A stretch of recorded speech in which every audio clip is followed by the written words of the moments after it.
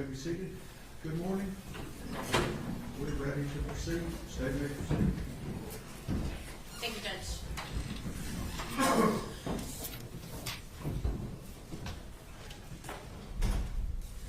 Good morning, Special Agent Ross. Good morning. Going to kind of bring us back to kind of where we finished off yesterday. I believe you finished, you had just got done going over the evidence that was collected and seized at Tanner Horner's residence. Is that correct? Correct, yes, ma'am. Okay. At that point, we were on December 2nd of 2022. Is that right? Yes. I'm going to bring us ahead to December 5th of 2022. Did you and your team do any additional crime scene searches or evidence collection on that day? Yes, we did. We were called back out to the to Wise County to assist with searching 2 FedEx vans that they had seized as part of the investigation. And you say 2 FedEx vans. Why were there 2 vans? One of them was the van that he was arrested in, that he had been driving after the abduction, and then the other van was believed to be the van that he abducted Athena in. If in my question, if I refer to one van as the arrest van and one van as the abduction van, would that make sense to you for Yes, evidence ma'am. purposes? Yes. Okay. All right. I believe that you guys did the arrest van first. Can you tell me what you and your team did with regards to the arrest van? Sure. So from the information that we had, the arrest van was not, we didn't believe that it was part of the actual abduction and murder, so we didn't feel it needed a forensic search from the standpoint of hairs and fibers and DNA. So that van had some other items in it that we were interested in, one being the SD card to see the movements of the van and the cameras on the van. So we removed the SD card. And then we also, there was a package scanner in there that FedEx employees use for scanning packages as they deliver them or receive them.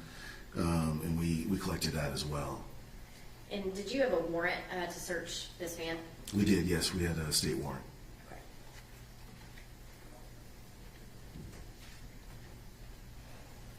Your Honor, may I approach? Yes, ma'am.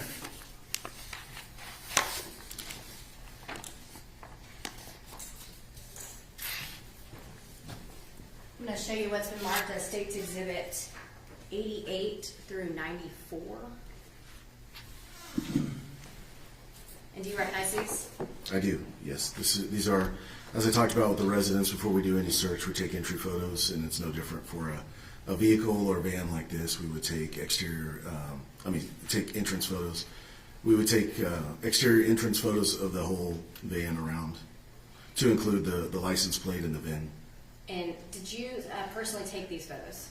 I did not. And were you there when these photos were taken and present at the scene? Yes. So as entry photos, as I explained yesterday, entry photos are taken in conjunction with an initial walkthrough with the team leader, which I was the team leader for this search. So I would have been standing right next to or behind the photographer. So I know you've previously reviewed these photos, correct? Correct. Do they fairly and accurately depict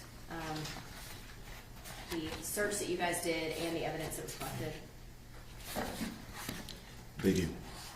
And obviously, these are not the entire amount of photos that you guys took. Correct. This is a limited number. Yes, this is just a select few. Okay. And Your Honor, at this time, the state offers the evidence, State's Exhibit 88 through 94.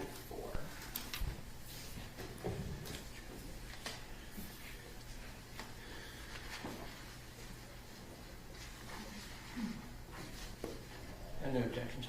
State's Exhibits 88 through 94 are admitted. Thank you, Judge. And may we publish? Yes, ma'am.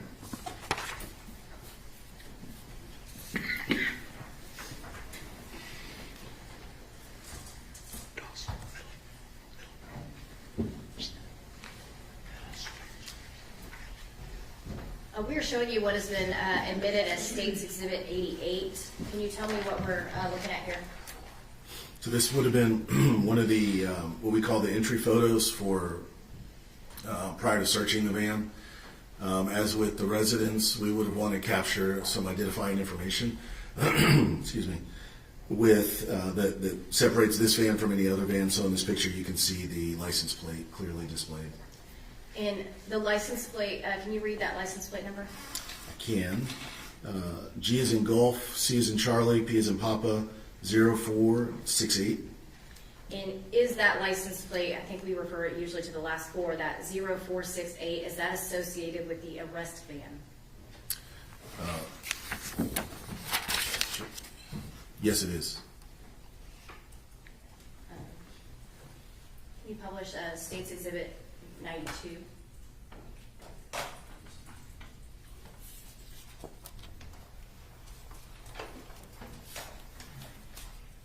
State's Exhibit 92, what are we looking at here? So this would be the van's, I believe, surveillance system that kind of the, I'm not a computer person, but kind of the brains of the surveillance system. And is this where an SD and a SIM card would be for that camera system? Yes. Can you publish State's Exhibit 93? And what are we looking at here? So this is the SD card that was collected from that arrest van. And if you zoom in a little bit, is there a specific number listed on that SD card? There's the size, the 128 gigabyte, and there's also what appears to be either a serial number or I think we called it a serial number. And I'm going to go ahead and show you what has been admitted as State Exhibit 94.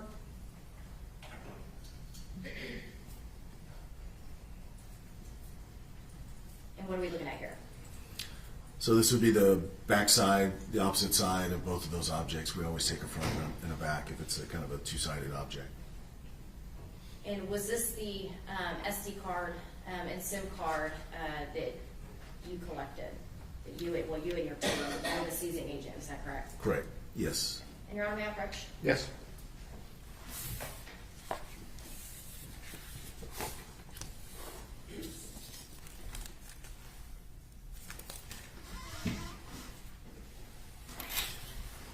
I'm showing you what has been marked as State's Exhibit 95. Have you seen this item before? Yes. Can you tell me what that is?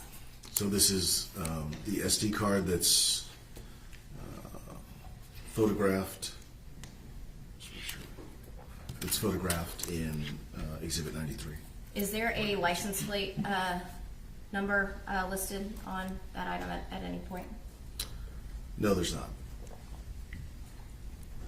Actually, up here in the corner. I'm sorry. Normally it's down there, but yes, it is up there in the upper right corner. And what does that say? It identifies it to that vehicle that we also have the photograph of, as well as the date. And is that 0468? It is, yes.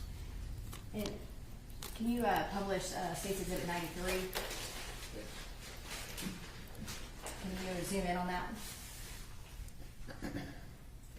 Does that number on that SD card match the SD card that is in that piece of evidence?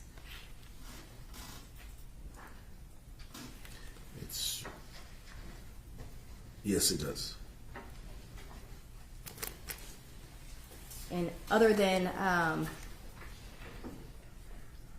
actually, that's not any additional marks on there. Was it altered or modified in any way, to your knowledge? No, it looks to be in the same description as the picture from that day. And Your Honor, at this time, the state offers to admit State's Exhibit 95, the SD and SIM card.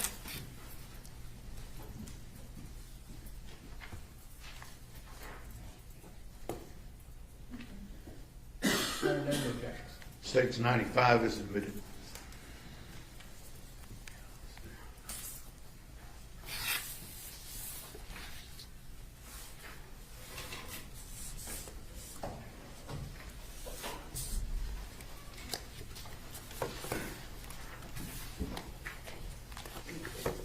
You may have taken a few more pictures and collected a few more items from that arrest van, but was that the main item that was collected from that 0468 arrest van? Yes, like I said, the other one was the scanner, and that was the package scanner, and that was it. Now, on December 5th, 2022, did you also look at the, again, we're going to call the abduction van? We did, yes. And what did you and your team do on that? So that van was inside a sally port or a car garage area at the Wise County facility, and it was loaded with packages, and it was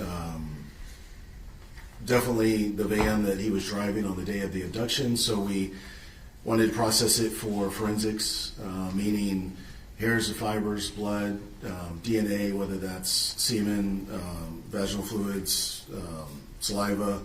So in order to do that, we would, as I talked about yesterday, we would go ahead and suit up in our Tyvek with our booties, take our entry photos, and start unloading the van so that we could get to the back of the van and do our forensic search. And as the team lead, were you there when the complete search was done and when these photos were taken? Yes. And Your Honor, may I approach? Yes, ma'am.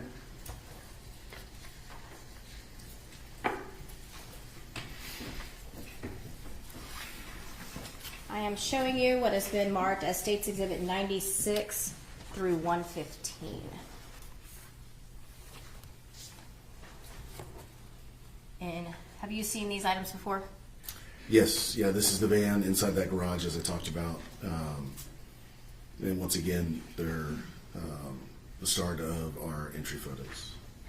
And have you had the opportunity to review all those photos prior to coming in here? I have, yes. And do these photos fairly and accurately depict the search and the evidence collected on December 5th of 2022 in the abduction van? They do, yes. Your Honor, at this time, the state offers into evidence States Exhibit 96 through 115.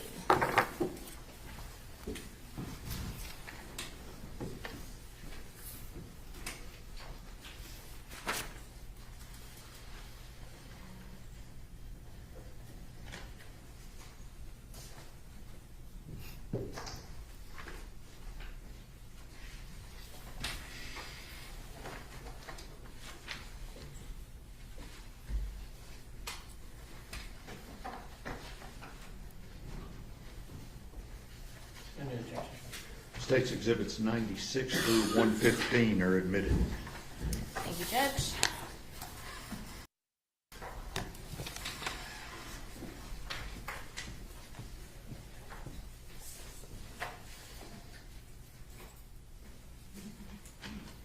Have you published a States Exhibit?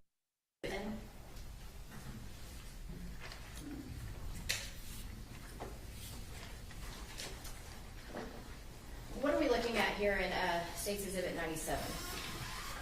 So this would be one of the entry photos to start the search of the van. One of the initial photos that we would take with some. It was a little cramped in that garage, so I think the photographer, we talked about just starting at the best angle we could, and then we'd work our way around. So this is probably kind of the start of those photographs with some looks like identifying FedEx numbers. And this is a garage. Is this at the Wise County Sheriff's Office, or where is this at? It is, yes. And is it a secured and locked location? It is. And it's also important for it to be inside the garage for not only security and control, but as we do our search, we have to have a dark environment to do an alternate light source, which we did in this case, and so we have to be able to turn off the lights. Okay. See States Exhibit 99. Showing you States Exhibit 99. What are we looking at here?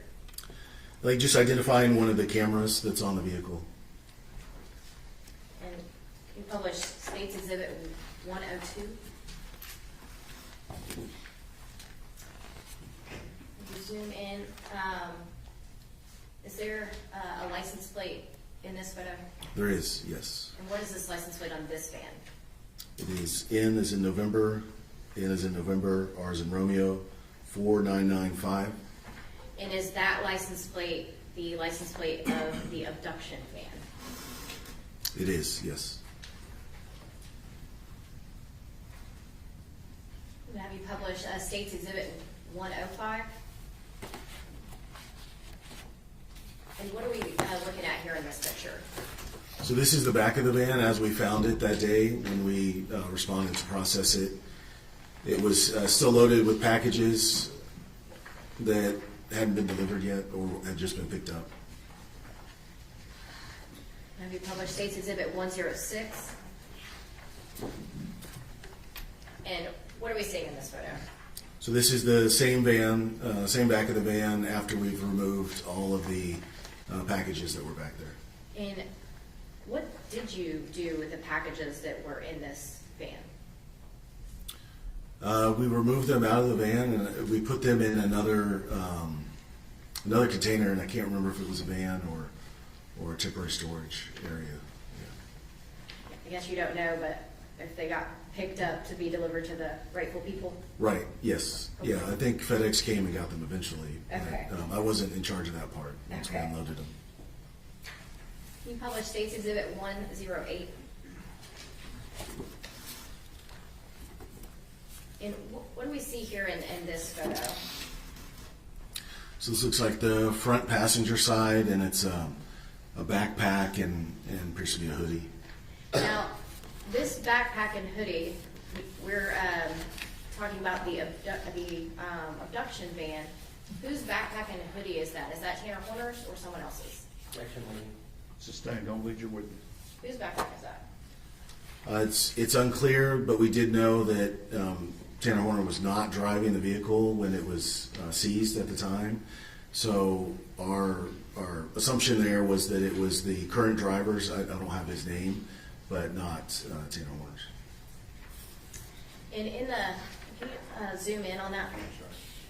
Can you zoom in a little bit? What are we seeing in the back of this photo here? As far as personnel? Yes. Yeah, so that's how we would dress when we do a forensic search. So we have our Tyvek on with the hoodie, and they have probably started processing, or at least getting ready to do the vacuuming. So that is the white Tyvek suit that you talked to us about? Yes. Have you published State's Exhibit 109? And what are we looking at in this picture? What angle is this coming from? So this is coming from the cargo area, looking into the driver and the passenger area of the vehicle. So if you were standing at that cargo door, that's what you would be staring at? Correct, yes. I'll show you what's published 110. And what are we looking at here? So this would be the same, kind of the brains of that surveillance system that's on the FedEx van. Is this the same camera system that was on the arrest van that we've already talked about? It's very similar. I don't know if it's the exact same model, but yeah, it's. I think this one had a little bit different camera setup, but it's the same type of system. Can you publish State's Exhibit 111?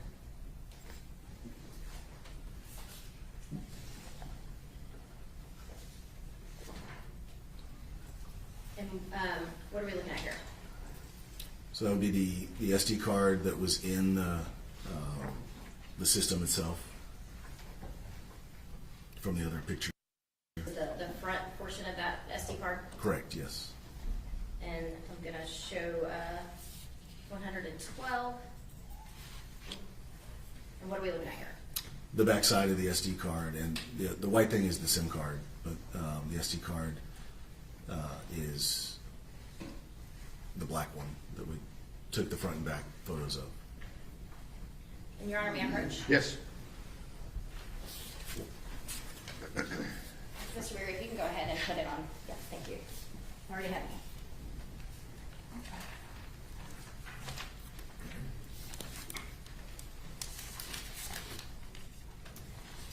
I'm showing you what has been marked as State's Exhibit 116.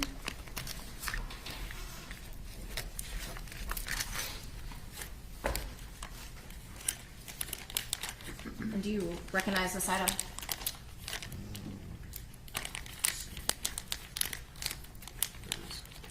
The SIM card is, I know it's in here.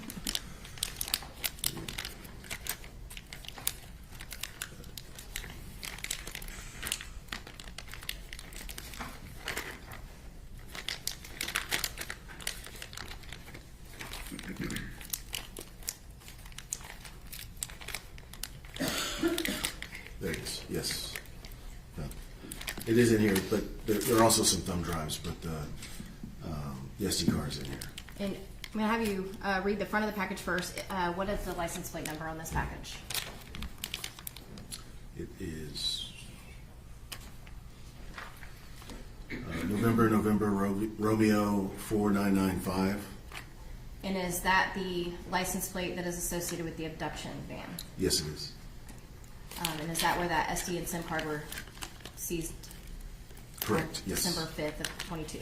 Yes, And I believe you're looking at the SD card in there. I am. Can you see that? it's very small, but yes, I can see it.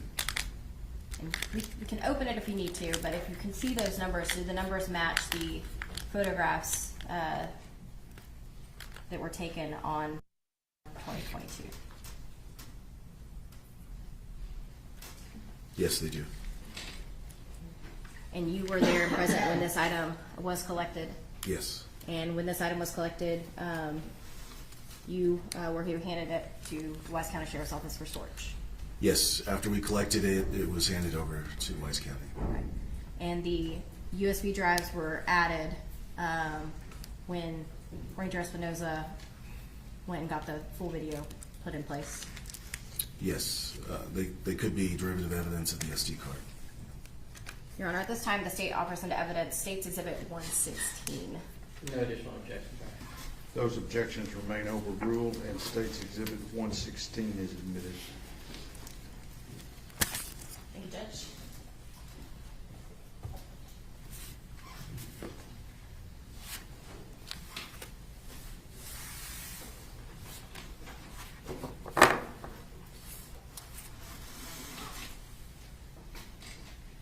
In finalizing this search on the abduction van on December 5th of 2022, was there any additional evidence that you guys collected at that time? For the abduction van, we did take some forensic vacuuming samples. So when we do that, we have a vacuum that has a clean filter on it, and we vacuum in quadrants. And so we'll vacuum like the driver's side, and then we'll get a new filter, change gloves, go over to the passenger side, take vacuums, and then we'll vacuum the back cargo area as well. And then after doing that, we would do fingerprinting. So we would look for latent prints around the vehicle. If we see any obvious ones, we can take photographs. Otherwise, then we start dusting. And I believe we did dust the frame area that looks into the driver and passenger side from the cargo area. So we lifted some prints there. And then there was a couple of areas where we took some swabs as well. So we do swabs for DNA, and we can do whether it's touch DNA or whether it's actual bodily fluids. It's the same swab that we would use to collect that. And to your knowledge, was there any real evidentiary value of any of those items? On that day, I don't believe so. Not that I'm aware of. Right. Yeah. To kind of move you ahead. So after December 5th of 2022, was your FBI ERT team asked to do anything additional with regards to this investigation for Athena Strand? Yes, we were asked to come back out and reprocess the abduction van. And do you recall when that was? That was on January 6, 2023. And why were you asked to come back out? So when we processed the van the first time, we have forensic flashlights that emit a blue light at a wavelength of 455 nanometers, and so that's a good enough wavelength to process the scene for bodily fluids, or you can see cleaning supplies with that. But sometimes, if things have been cleaned up well, that the strength of the flashlight isn't quite strong enough. So we have another system that we have back at the office that, in discussion with our FBI lab folks, thought that might be a better option for us to process there. So we decided to, in coordination with Wise County and at their request, come back out and reprocess the vehicle with a stronger, basically a stronger flashlight, forensic flashlight. And at that time, were you aware that Tanner Horner attempted to clean up that abduction van? Objection. Hearsay. Overruled. So as part of the discussions for reprocessing the van, Wise County mentioned that when we did it on December 5th, there was still a lot of information from the interviews, and the autopsy hadn't been processed yet. So as those items came in, it allowed us to have more information to reprocess the van. Your Honor, may I approach? Yes, ma'am.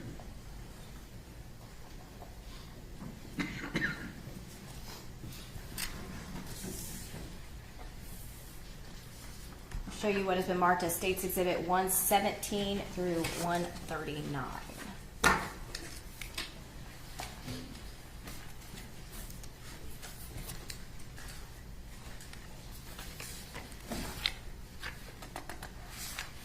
And have you been able to review all of these prior to coming in today? I have. And do you recognize what these are? Yes, And what are this is the entry photos and item photos for that search on January 6th. Along with the sketch, photo of the sketch and the items seized. And were you present when these photos and this search were conducted on that day? I was. And do these fairly and accurately depict what you saw during that search and the evidence collected? Yes. Your Honor, at this time, the state offers into evidence State's Exhibit 117 through 139.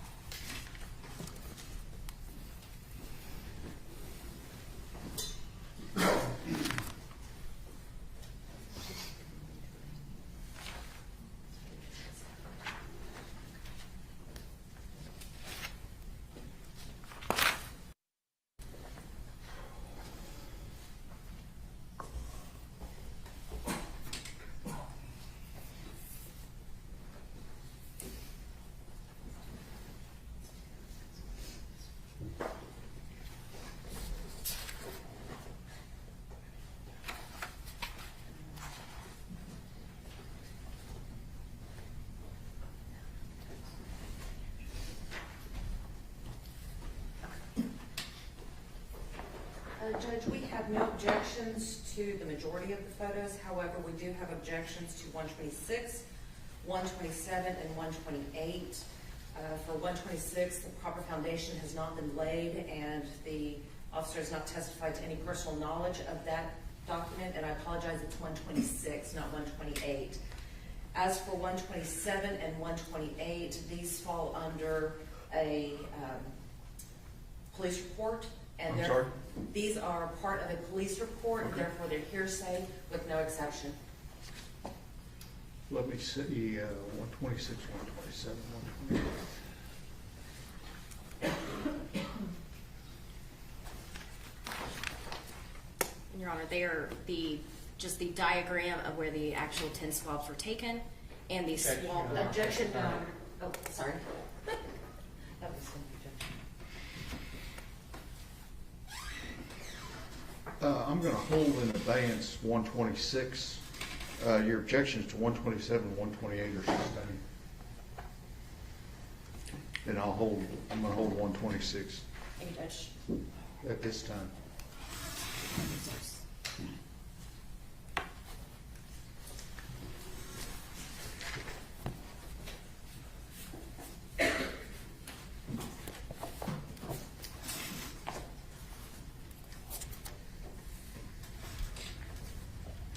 Have we published States Exhibit? And all the oh, other, I'm sorry, I'm sorry. Ms. Jewell, Oh, no, states the alternate. 117, 118, 119, 120, 121, 122, 123, 124, 125, and then 129 through 139 are admitted. Thank you, Judge. Yes, ma'am. Now I'm going to publish States Exhibit 118.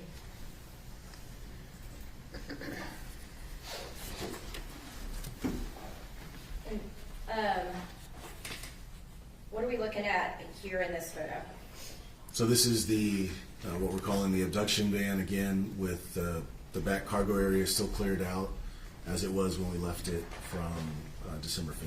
I'm going to have Mr. Berry zoom in a little bit on that. Your Honor, may we approach real quick? Yes.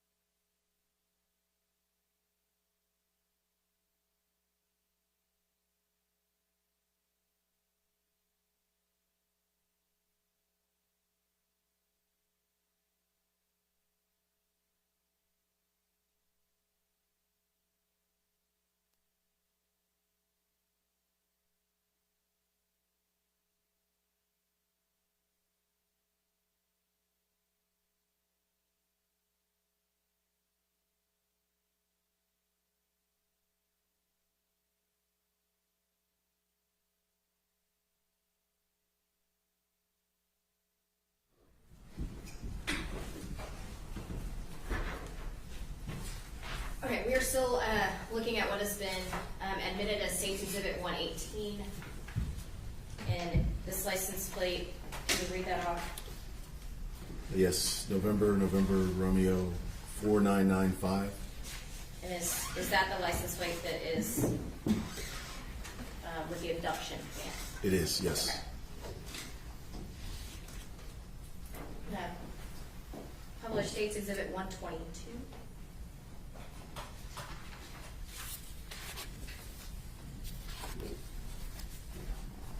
And what are we looking at here? So these are tie-down straps that we found in the back of the van, and they were laid like this for purposes of photograph. And why were you looking at these tie-down straps? After discussions with Wise County and some of the investigators, it was determined that Objection here, sir. Sustained. Rephrase your question. You can move on, Your Honor. States Exhibit 123. And what are we looking at here? so these are green bungee cords that were found in the van. And did you have any additional information that would make you want to look for any of these types of items? Yeah, as we started processing this van, we were told. Objection here, sir.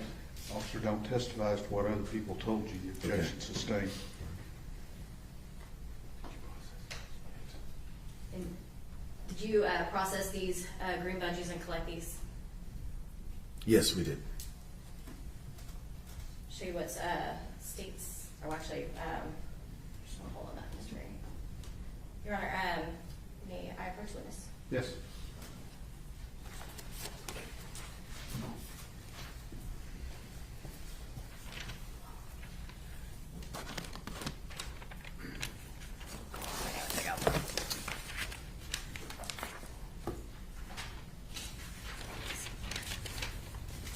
Make our evidence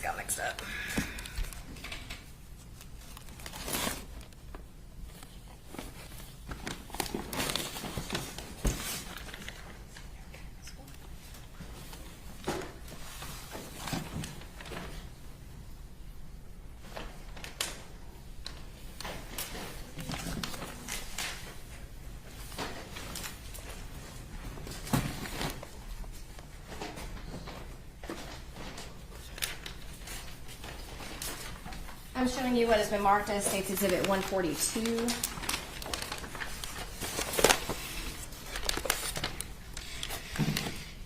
And do you recognize this item?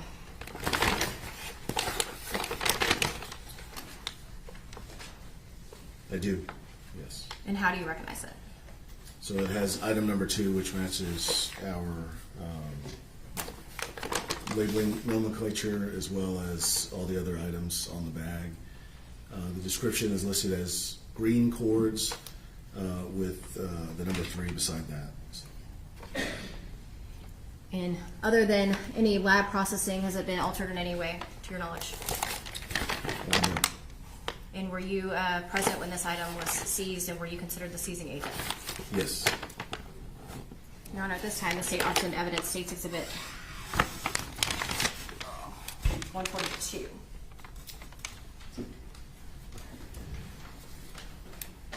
May we approach? Thank you, Judge. I believe I just offered to admit State's Exhibit 142.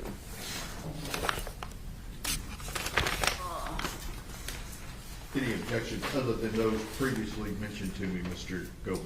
There you go. All right, states 142 is admitted. Thank you, Judge.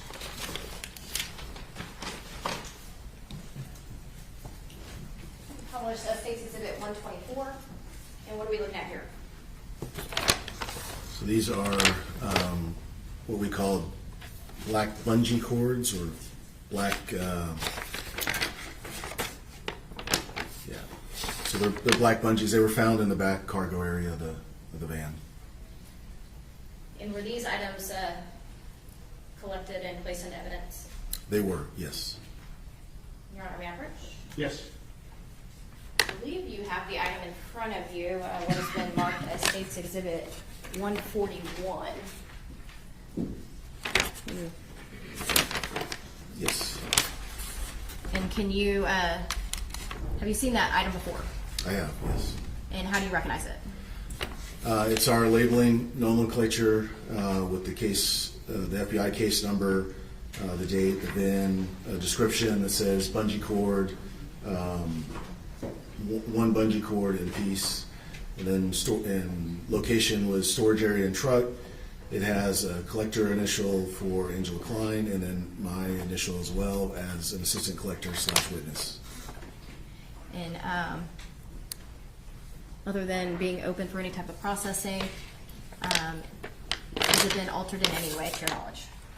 Nope, just the Wise County Sheriff's label and a couple markings from the lab. Your Honor, at this time, the state offers into evidence State's Exhibit 141. Any objections other than those previously mentioned to me? No additional objections, Judge. Okay, states, those are overruled, and states 141 is admitted. Thank you, Judge.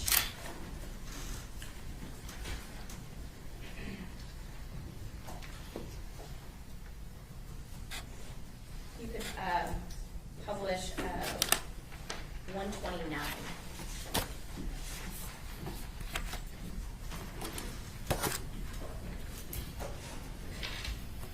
Special Agent Ross, what are we looking at in this photo?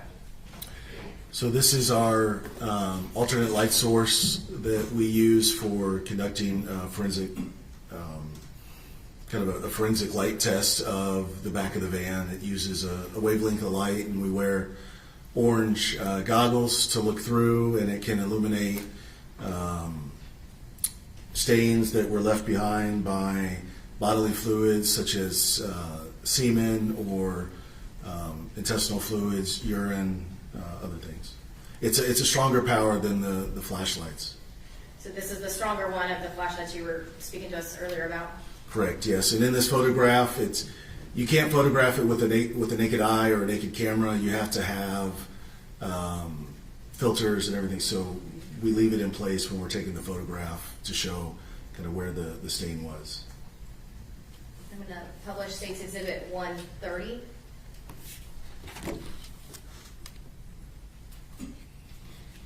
And what are we looking at here? This photograph is the same setup where we're trying to show where the the stain is using that alternate light source. This is, I believe, the step going into the cargo van, and this is the swab technique that we use to take a swab for DNA. And the light source, is that what is, I guess, shining on Illuminating. this object? Yes. And I believe a minute ago you talked about a special camera to take this photo. So yeah, it's the same camera, it just has a special filter on it. The same, where we wear orange goggles or orange glasses, you can put that same filter on the camera lens. And were you present when these DNA swabs were taken? Yes.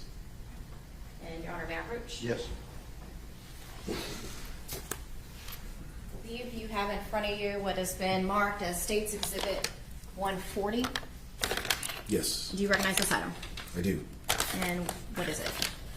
So this is a box containing 10 swabs. So this is our standard nomenclature. It's the date, the case number, the vehicle identification number. So it would have been 3678, the abduction van. So it's, like I said, 10 swabs from cargo hold. Once again, it was the collector of Katie Tibbett and the assistant collector of Angela Klein. Both of their initials, and then they would all been contained into this one box or one bag. And I know we only showed this one photo, but we admitted into evidence photos that match each one of those swabs. Yes, yeah. After I reviewed the photos, they matched the swab locations.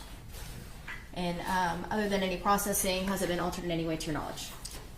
I don't believe so. Yeah, other than the additional Wise County label and a couple of lab notes. At this time, the state offers into evidence State's Exhibit 140. Any objection, John? Okay, those objections are overruled. State's Exhibit 140 is admitted. Thank you, Judge.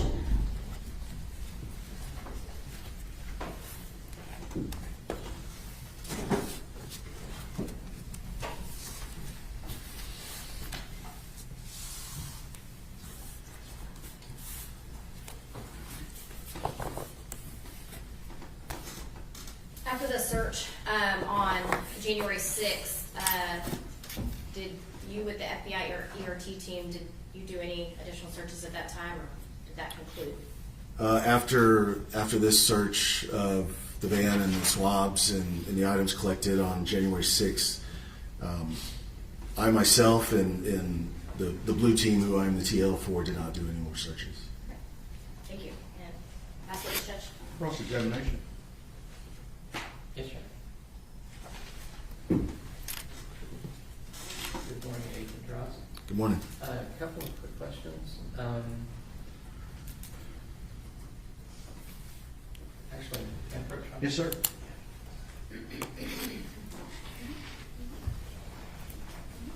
I'm going to hand what's in marked Defense Exhibits 6 through 10. Steve?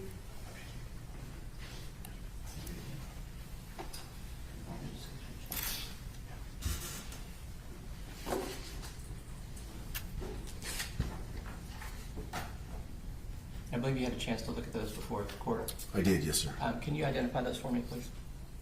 So these were photographs taken on December 2nd when we did the search of Tanner Horner's shed and the associated residence. These pictures appear to be pictures of the main residence for that address. And they are true and accurate representations of what you observed that night? Yes, these would have been entry photos that we would take before or as we're entering the house before we've done any kind of searching. Your Honor, I move to have Exhibits 6 through 10, Defense Exhibits admitted.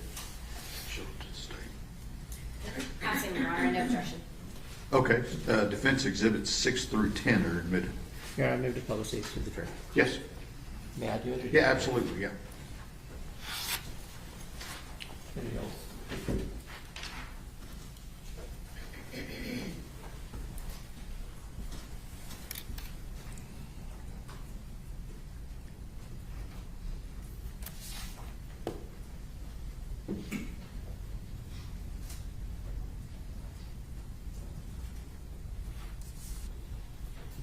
Just to clarify, those are pictures of Jackie Harbison's residence.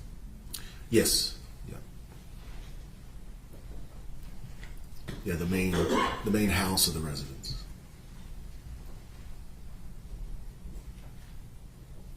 Do you know her relationship to Mr. Horner? I do not.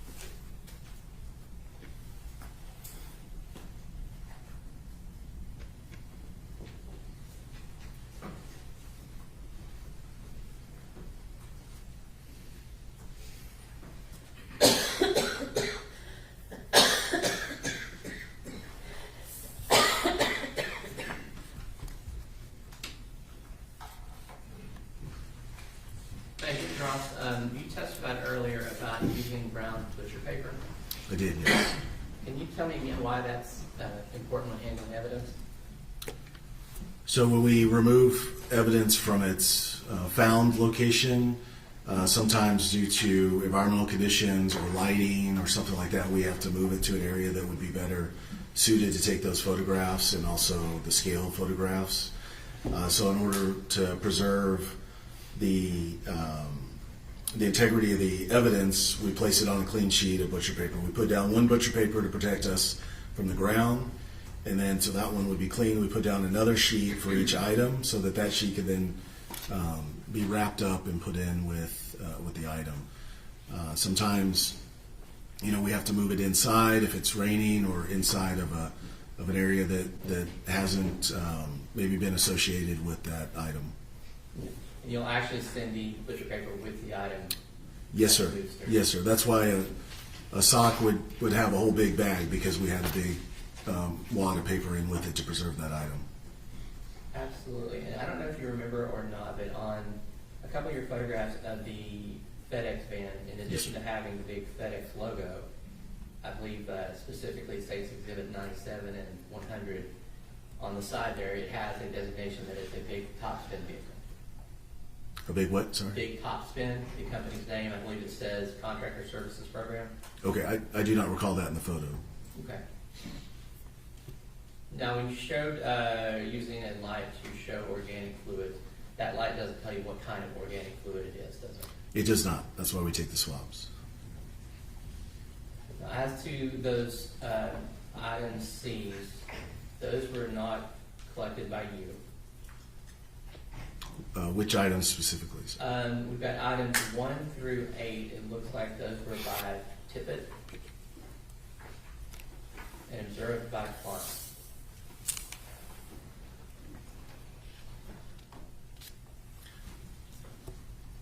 Which day were you talking about for the van? This would be the January date. January 6th. Okay. And are you referring to the swabs specifically, or? Yes. I don't have the item numbers in front of me, so.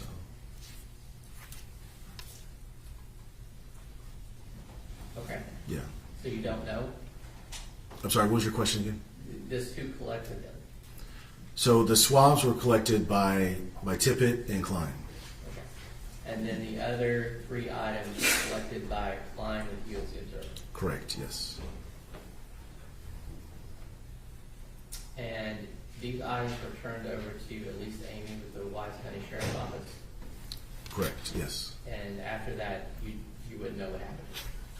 No, once we turn it over, it's within her chain of custody.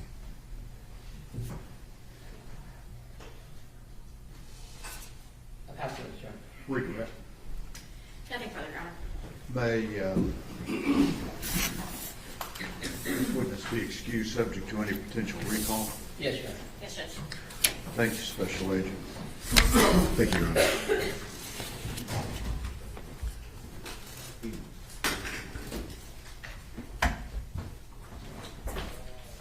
For purposes of the record, the defense exhibit to State's Exhibit 126 is sustained. I need a break. Give me about 15 minutes and we'll start up at 10:20. Okay?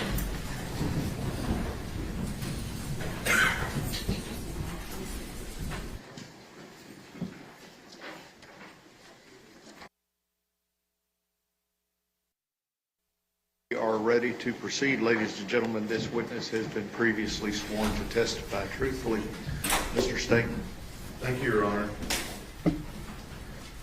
Ms. Amy, would you state your name and spell it for the court reporter, please?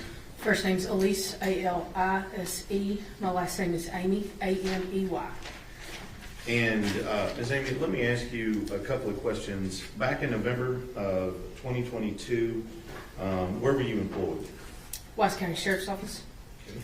And back in November of 2022, what were you doing for the Wise County Sheriff's Office? I was a crime scene investigator. Now, let me back you up just a little bit. In order to be a crime scene investigator, do you have to be a certified and licensed peace officer? That's correct. Okay. So let's give just a little bit of your education in order for you to be a licensed peace officer, and then we'll talk about your CSI stuff. I'm sorry, repeat your question. Yeah, just tell the jury a little bit about where you went and got licensed to be a peace officer, and then we'll talk about your CSI stuff. So I went to Vernon College in Wichita Falls and got my basic peace officer's license. And then I went through FTO training at the Sheriff's Office. And then once I got done with my FTO training, I spent probably 8 months total in patrol. And then I went and applied for the crime scene investigator sergeant's position, where I was granted that sergeant's position. And then through there, I became a advanced latent fingerprint investigator, and also a forensic investigator as well. All right. So let's talk about CSI. When did you get promoted to CSI sergeant? About 8 months after being on patrol. And did you have to have any particular additional training and other things to be a CSI sergeant? I did go through I went through the FTO program that they had at the Sheriff's Office, and then prior to becoming a full-time CSI investigator, I actually did it part-time as well. Okay. And during that time being a CSI investigator, were you under the supervision of other CSI investigators during that time? Yes, sir. And who was your primary supervising investigator during that time? Sergeant Brett Yarrow. Say that again. Sergeant Brett Yarrow. Okay. So Spell that last name for the court report. Y-A-R-O. first name Brett with 2 T's. That's correct. Is he also a sheriff's deputy at the Wise County Sheriff's Office? Yes, sir. And had he been there quite a bit longer than you? Yes, sir. And how long had he been in CSI when you made CSI sergeant? For an extended amount of time. A lot longer than you. Yes, sir. So, with regard to being in CSI, they don't just turn you loose just to do CSI stuff when you walk in the door, do they? No, sir. And during the time that you're in CSI, you said you went through an FTO program. Yes, sir. And does that stand for Field Training Officer? Yes, sir. And is that kind of like what you do when you're being a deputy and on patrol? Do you do a similar course of training? Yes, sir. It's like a probationary period. And so with regard to CSI and the Deputy Yarrow being your primary, was he your primary supervisor through all of that FTO training? No. Okay, who else did you have? Each month I had a different phase that I went into whenever I was on patrol. So I would have one sergeant from one shift, and then we had 4 shifts in our patrol. And so each phase I went through different shifts, and a different sergeant would be my field training officer. So with each of those, you would have to get checked off by each one of them. Yes. Is that same process is what happens when you get promoted to CSI sergeant with regard to CSI deputy guard? Yes. Okay. And so with regard to CSI, were you allowed to simply just walk into CSI and start doing all this stuff? No. And in fact, when you're doing CSI work up until the time that you were allowed to be out on your own, are you supervised by somebody during that time? Yes, depending on the offense, yes. And so when we talk about CSI, are we talking about evidence collection, documentation, things of that nature? Yes. Are we talking about taking photographs? Yes. Okay. All the things that we might consider crime scene related, that's what CSI does. Yes, sir. Okay. Now, if we move to November of 2022, you said you had been in the position of CSI sergeant. How long in November of 2022? About that time, I was about 6 months into being a crime scene investigator. All right. And during that time, and at the end of November 2022, you called to participate in the search for Athena Strand.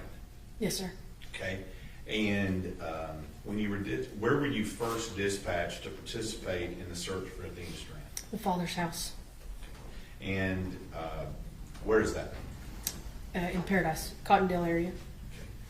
Okay. Is it a rural area? Yes, sir. Okay. And do you remember when you went out there and you were tasked at that residence? Yes, sir. I was tasked that morning.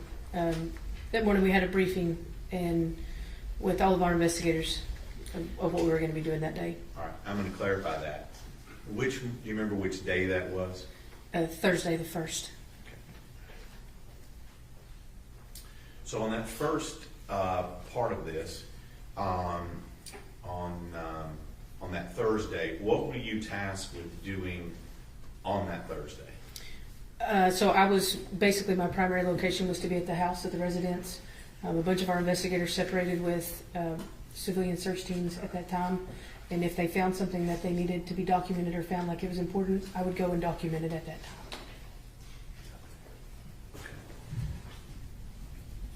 I'm going to ask you, when you got to the Strand home, what do you do like when you first get there? When I first got there, I got orders for what they wanted me to do. And then whenever everybody kind of broke off, I started documenting where I was and started my kind of initial investigation. Okay. And as part of that investigation, did you take any photos?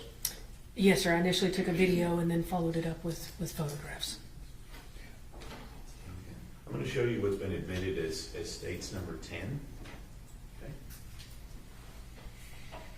Okay. Is this one of your photos? Yes, sir. Okay. And this has already been admitted through Ashley Strand. Is that at the location we're talking about? Yes, sir. Okay. And you said you took a multitude of photos of that location. Is that correct? Yes, sir. Okay. And in fact, did you take pictures of this abandoned structure that we saw here? Yes. Okay. Did you take pictures of the Strand home? Yes, sir. Okay. Did you take pictures of all the surrounding stuff around it? Yes, sir. Okay. Now, let me ask you a little bit at that time, that's what you were tasked with. Yes. Okay. On December 1st, 2022. Were you tasked to do anything else on December 1st, 2022? We're good, Mr. King. Thank you. Here. Just to, if somebody found anything, just to kind of document it, follow any kind of leads that what we thought could potentially be her and lead us into a direction. So at this point in time, as we've seen in the scene, was there a lot of searching going on at that time? Yes. Okay. Were there a lot of assets deployed, including law enforcement and civilians that were out searching for Athena in that general area? Yes. So were you tasked to do anything as part of that searching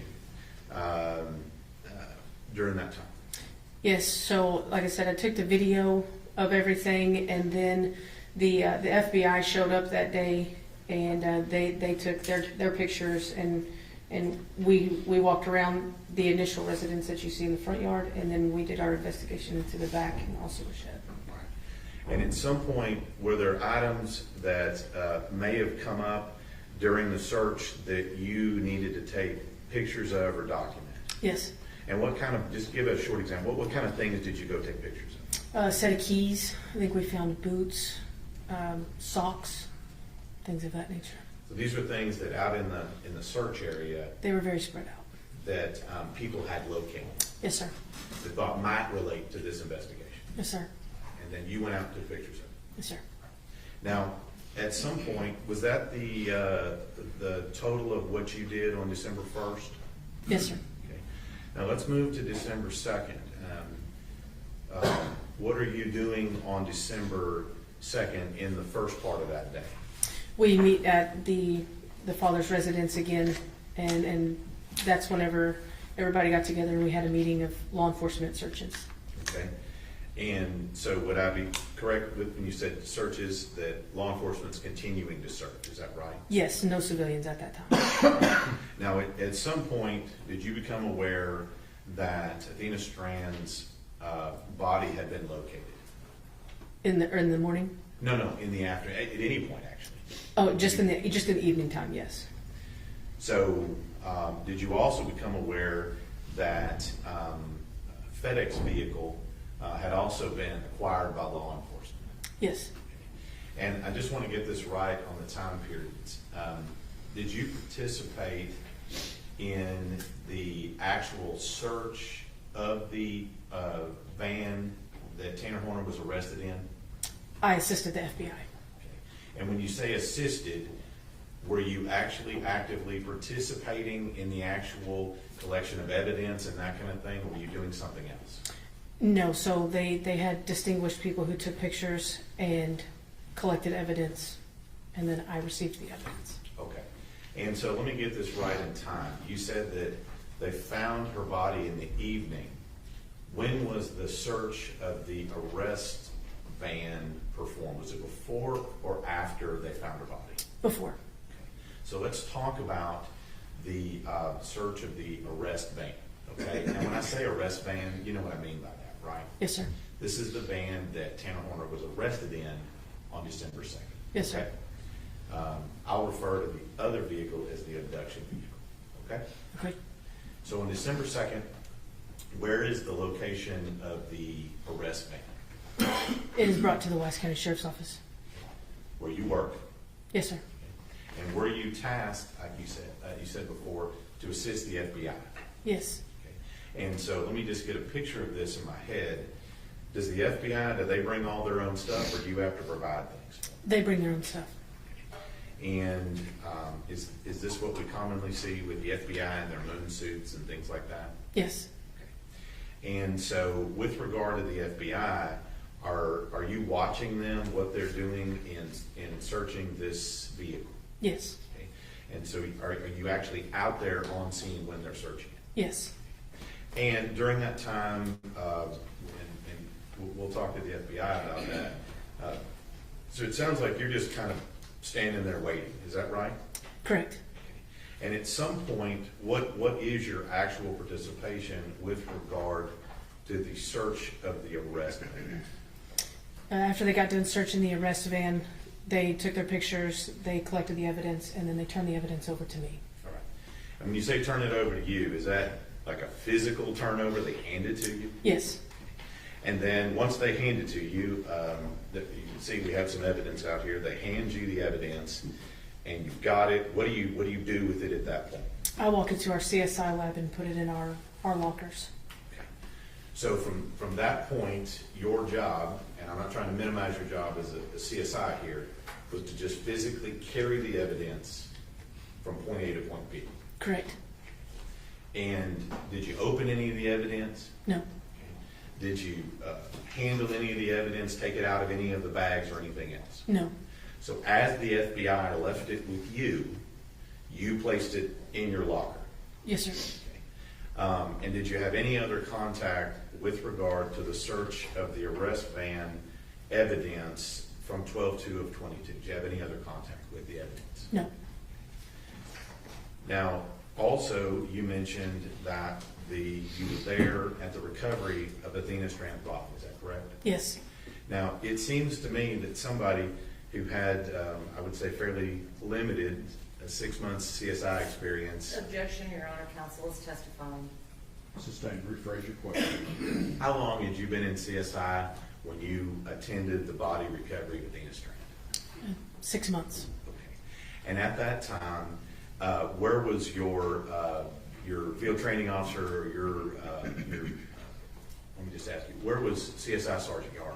He was out. He was out. Okay. Did he have COVID? Yes. Objection, leading. Overruled, she's answered. And at this point, you get tasked to do body recovery. Okay. So let me just ask you, is it just you, CSI Amy, out there recovering this body, or are there other people? Oh, so there was other people. Okay. And who were those other people? 3 other FBI agents. Okay. And was it just those 3 FBI agents, or were there other people on scene as well?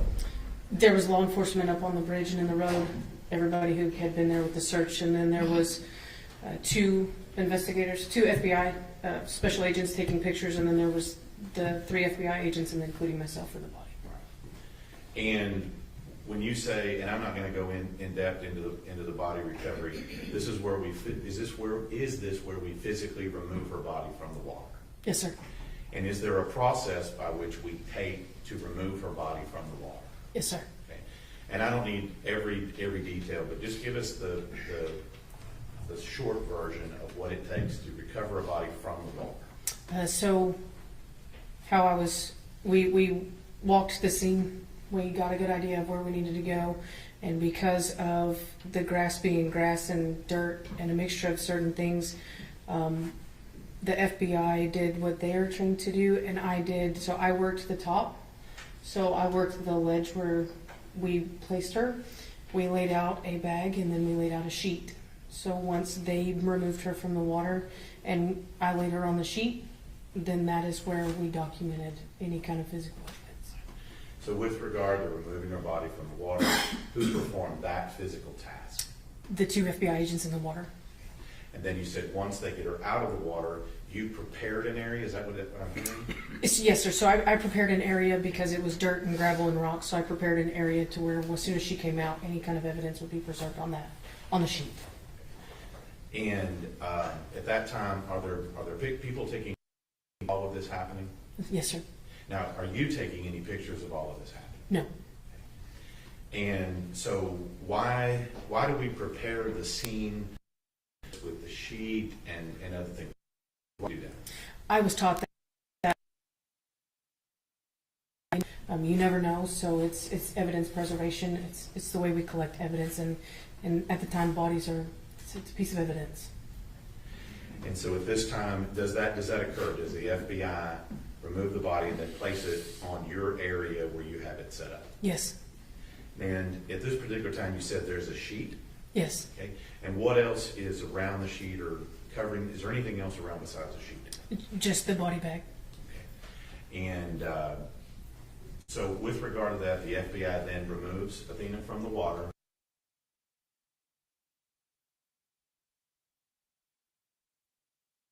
The role at that point with regard to Athena's body. I asked the FBI to document Athena the way that I am trained, because that is how I do ours. We talked it out. They took the pictures. We scaled everything. I bagged her hands for any kind of evidence preservation and signed it, and then put her in the bag, and we carried her upstairs. So let me ask you, said something about bagging her hands. I'm going to ask some questions about that. What does that mean when you bag someone's hands? So we have brown bags. When you collect evidence, we put them in brown bags. Anytime there's a body involved, any type of DNA or anything that could be possibly on the hands, you put them in brown bags and then you tape them, and then that's kind of like you sealing your evidence for preservation.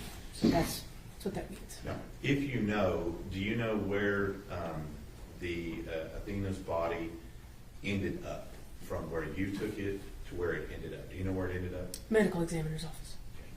And when you have a body bag like that, is there a process by which you go about securing the body bag such that it's not tampered with or opened or anything else? Yes, so the last pictures of any crime scene, I asked the feds to take the last picture as well.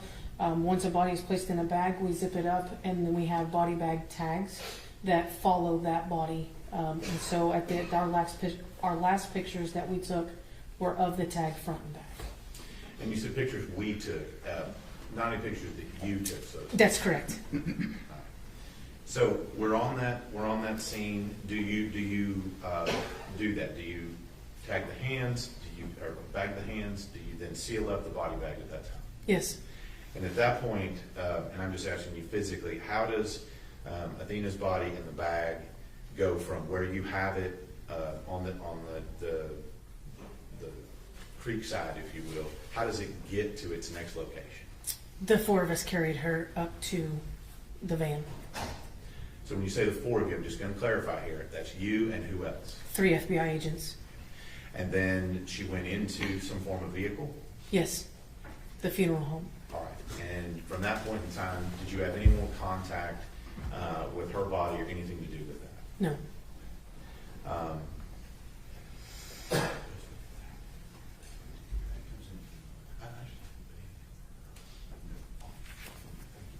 So at that point, are you done with your role in the processing of Athena's body? Yes.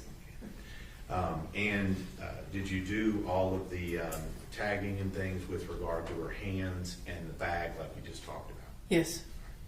So at that point, we now have had a search of an arrest van on earlier in the day. We've now recovered Athena's body.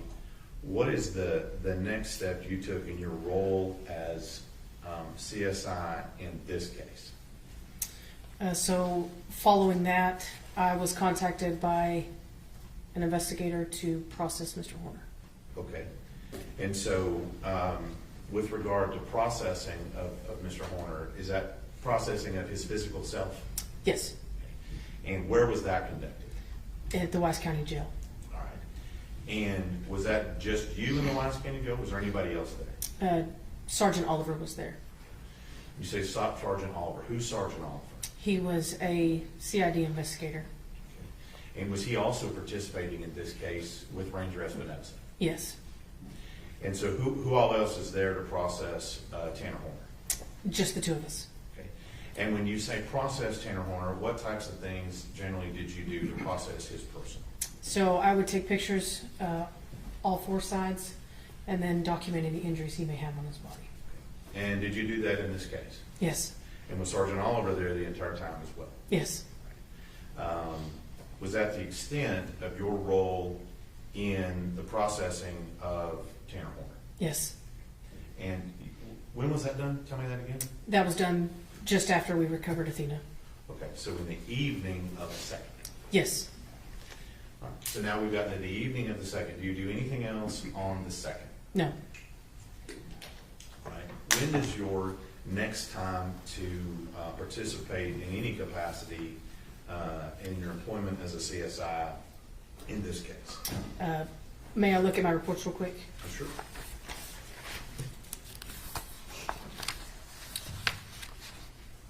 So it would have been 12/5. So body recovery on 12/2, and then 12/5 is the next time you participate in this case in any capacity. Yes. And what was that? That is the day that we processed both FedEx trucks. Okay. Now you've already testified that the FBI has already looked at the arrest vehicle. Is that right? Yes. To your knowledge, had anybody looked at the abduction vehicle at that time? No. So you said that on 12/5, do we have both vehicles we're looking at that day? May I look at my report right quick? Sure.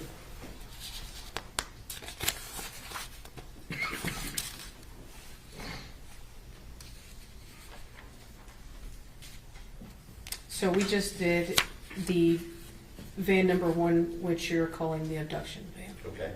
And I was gonna ask you that if you had a particular deal for it. So in your report, that's referred to as van number 1. That's correct. So this abduction vehicle, AKA van number 1, who is participating in the processing of that vehicle? The FBI, ERT, and myself. Okay. And let me just ask you, was this the same process that y'all took when you did the search of the arrest van? I'm assuming that'd be van number 2? That's correct. Is it the same process you testified that happened in the search of the first van? Yes. So, did you participate in any of the evidence collection or anything else, or was that the FBI? That was the FBI. Okay. So anything with regard to collection of evidence, we would need to ask the FBI. Yes. Right? And your role, was it again what you testified before, essentially as a carrier of evidence from point A to point B? Yes. And any evidence that was collected in the van number 1, the abduction vehicle, did you do the same thing with it? Yes.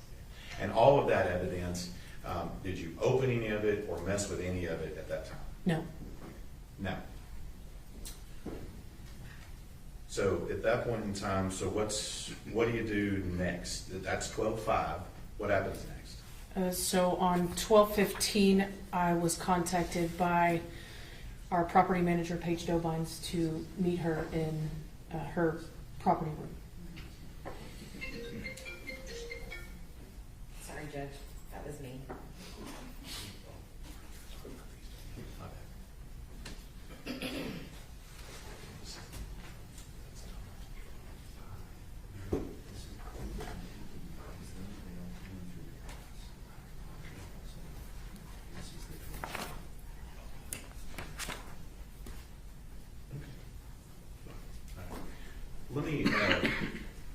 Let me ask you, with regard to what you did on the 15th, who all was there on the 15th? It was the victim's mother, or the mother's attorney, myself, and Sergeant Paige Dobines.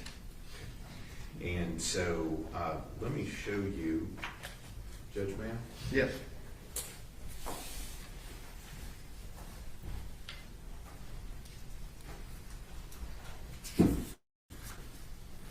Let me show you what I've marked. States 154. Reading this.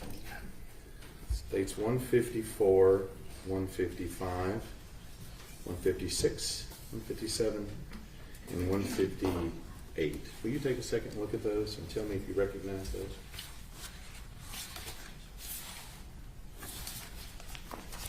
Yes, Okay. And who took those pictures? I did. And was that on the 15th like you just talked about? Yes. And those pictures depict exactly what you saw on that particular day? Yes. Okay. Judge Woodhouse submits states 154 to 158. My numbers are correct.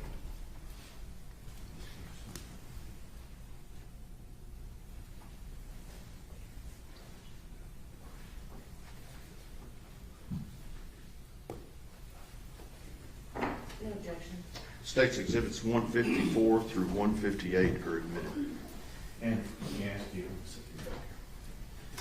this particular time when they arrive, just give us a general description of what they brought you and what was in the box. So when I arrived into our conference room at the sheriff's office, I was met with them, and there was a Walmart package on the table. Okay, cool. And can we? Yeah, let's just move. Oh, actually, no, pause right here. This particular box that we see in this exhibit that we already have up here, states number 10. Is that the same box that you have in those pictures in front of you? Yes. Okay. And so that box, I guess, went from that scene to you at this point on the 15th. Yes. Did the box appear to be in the same or similar condition as when you saw it here? Yes. And let me ask you.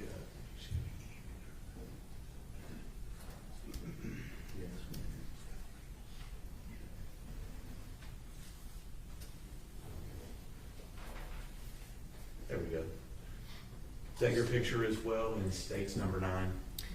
Yes. And then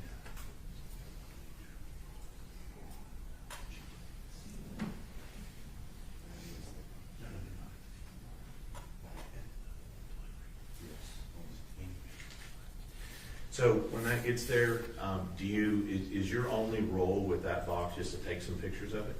And to collect it as evidence. Okay. And when you say collected as evidence, what does that mean? So I document the box, I document what's in the package, and then I package the box up into a Wise County Sheriff's Office bags and seal it. And so is this your picture as well in states 155? Yes.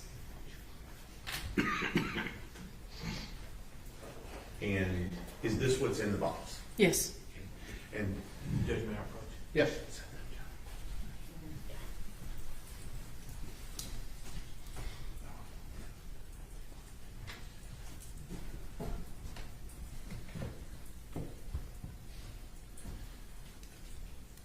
Again, with the glasses, sorry. I'm going to show you what's been marked states 159. You recognize that? Yes. Okay. Let me ask you a couple of questions about it before we get into it. When you take in evidence and you document evidence, do you put a tag on it? Yes. Okay. And that tag, is that your tag that's on that? Yes. And also, is that some of your writing also on that box? This is Sergeant Yarl's writing. Okay, but you collected it. That's correct. Okay. And did you physically put it in that bag? No. Okay. Were you with Sergeant Yarrow when he put it in the bag? I was off that day. Okay. So when you say you collected it, what do you mean you collected it? So as soon as I collected the evidence, I took it to locker number 1 in Page's property room. Okay. When you say Page's property room, is that our evidence? Yes.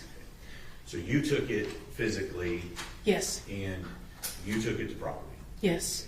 And it was later actually placed in a bag like this. Yes. By who? By Sergeant Brett Yarl. So the item that's in that, do you know what's in that bag? Yes, sir. Okay. And is that the item you collected? Yes, sir.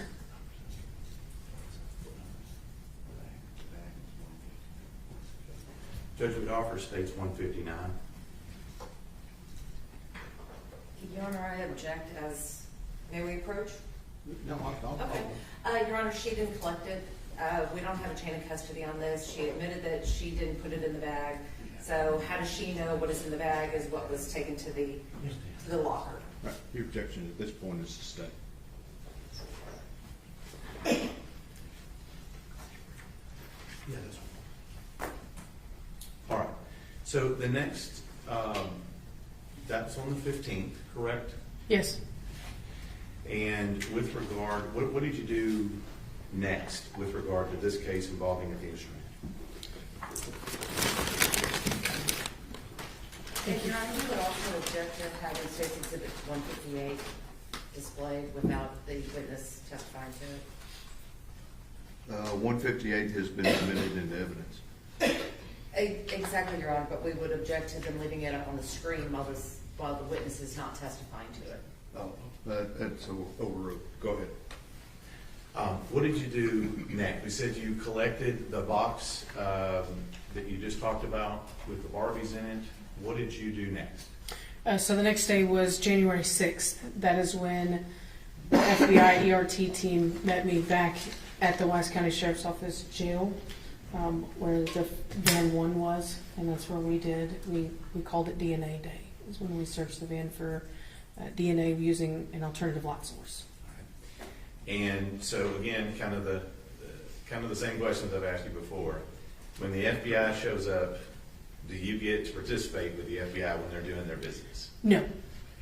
And so with regard to anything they did, we would need to ask the FBI. Yes.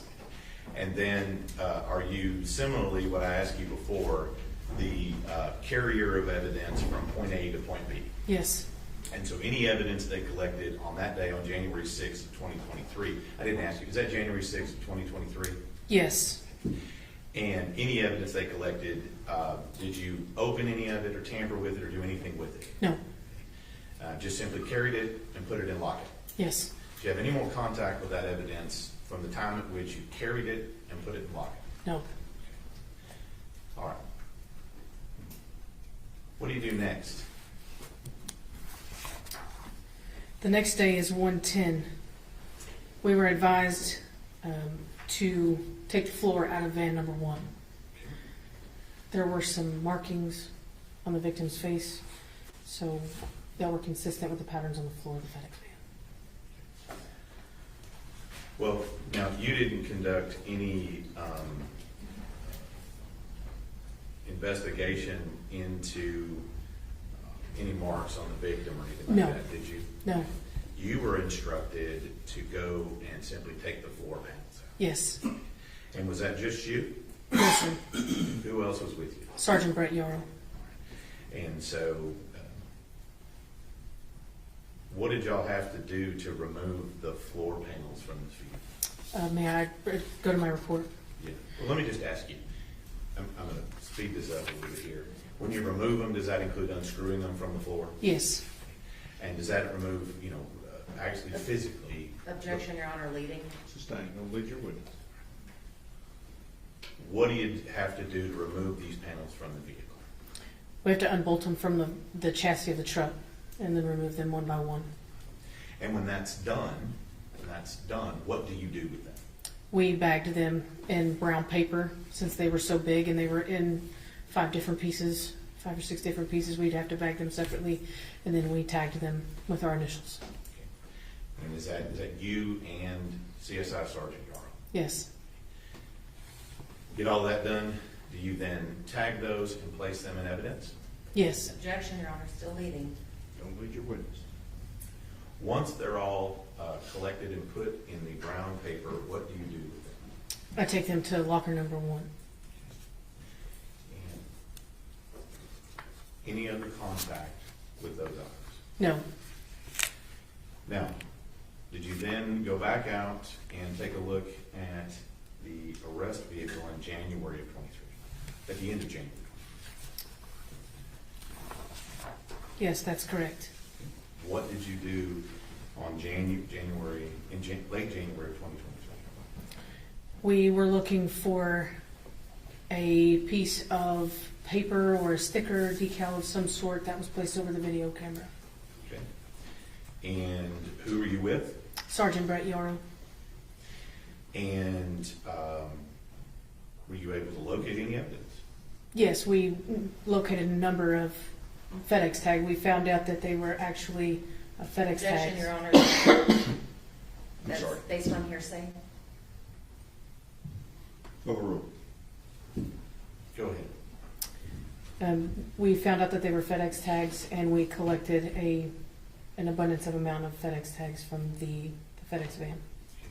When you say FedEx tags, what are we talking about? Can you describe what a FedEx tag is for the jury? So it's a small tag that has general information. May I refer to the pictures on the box?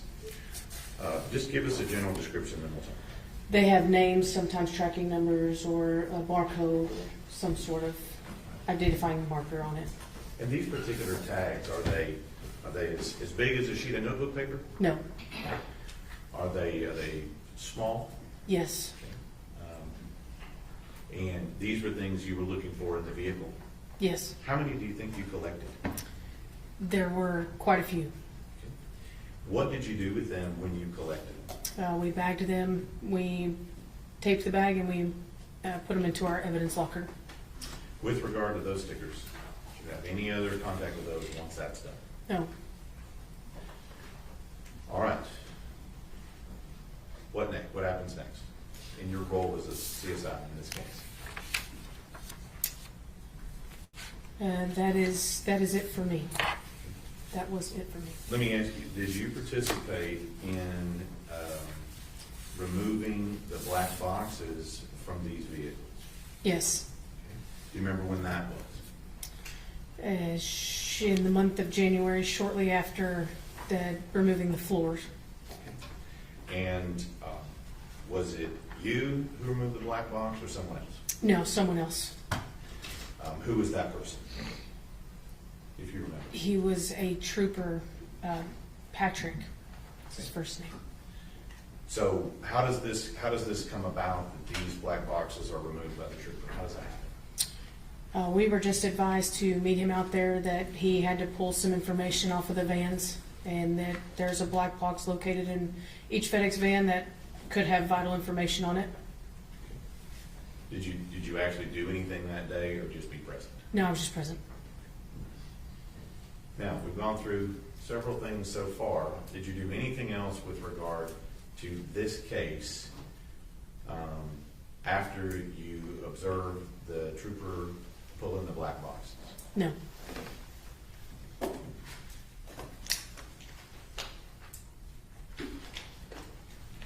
That was at the end of February of 23, is that right? I'm not really for sure. It was around the January, February, yes. So at that point in time, are you still employed as a CSI sergeant at that time? Yes, And between the rest of that time, and I guess I ask you, I don't see you in uniform. You're no longer employed by the West County Sheriff's Office, is that correct? that's correct. And so when was your last day at the Sheriff's Office? In October of 23. Okay.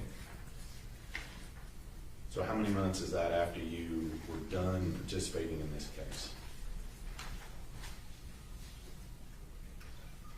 7, 8. 7 to 8 months after this. Let me just ask you, were you fired from the SO, the No. Sheriff's Office? No, sir. Did you resign? Yes, What is your status with the Texas Commission on Law Enforcement? I am no longer a basic peace officer. Okay. And when you resigned from that, what was your designation when you resigned? Honorable or dishonorable? Honorable. Now, I'm going to ask you about this because I'm sure the defense will in a minute. At some point after this, did you have a little bump in your CSI career? Yes, And let's talk about that. Were you participating in an investigation into another murder committed in Wise County yes, when this incident occurred? yes, And was that also another murder that was charged as a capital murder? yes. When did that murder occur, if you remember? In June 2023. So how many months after you were participating in this case here? A year and some days. You said how many? Oh, I'm sorry, it was in 22. It was, I don't know, I'm not counting. Several months. Several months. And so what we're talking about here, and I'm just going to get into it here with you, was there an incident involving photographs that were taken in that investigation? Yes, And is that incident related to who took those photographs? yes, And as far as your being, were you disciplined with regard to these photographs? yes. So let's talk about that. What was the standing order when you went out on that scene with regard to who was supposed to be taking photographs? I had an intern with me, and the intern was not supposed to take pictures. Okay. And at that point in time, did you allow the intern to take pictures? Yes, And do you know how many pictures it was? a handful. And at that time, was that the standing order by the patrol captain at that time? Yes, So you didn't do what the patrol captain told you to do. that's correct. That's not good, is it? No, Now, the problem came up, you were asked later on if you had let that particular intern take those handful of photos. Is that correct? yes. And what'd you tell him? Told him no. Okay, that's not true. It's correct. And that caused you some problems at the sheriff's office, didn't it? Yes, Are you proud of that you said something that wasn't true? no, But you did. Did you eventually tell your superiors that what you told them wasn't true at that time? yes, And at that point in time, once you told them that it wasn't true, no longer get to be a CSI. it's correct. But you weren't fired. No, What was your duties after that? I moved back down to patrol. And you did that until you resigned in October of 23. Yes, Now, that incident happened after the one we're talking about here, correct? yes, And other than that incident, do you have any other issues with regard to you not being accurate and truthful with your spirit? I'm sorry, can you repeat that? Do you have any other incidents where you were not truthful with regard to your spirit? No.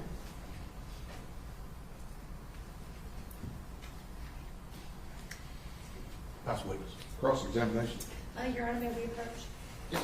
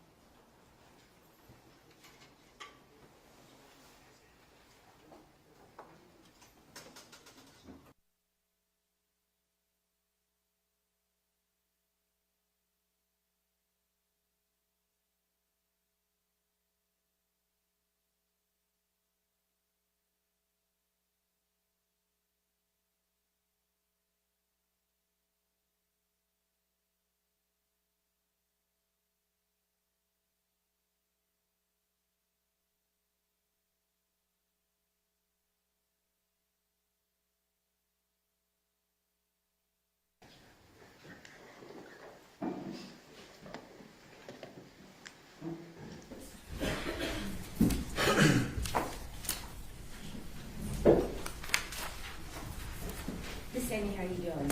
Good. I want to ask you a little bit about your job as an evidence tech.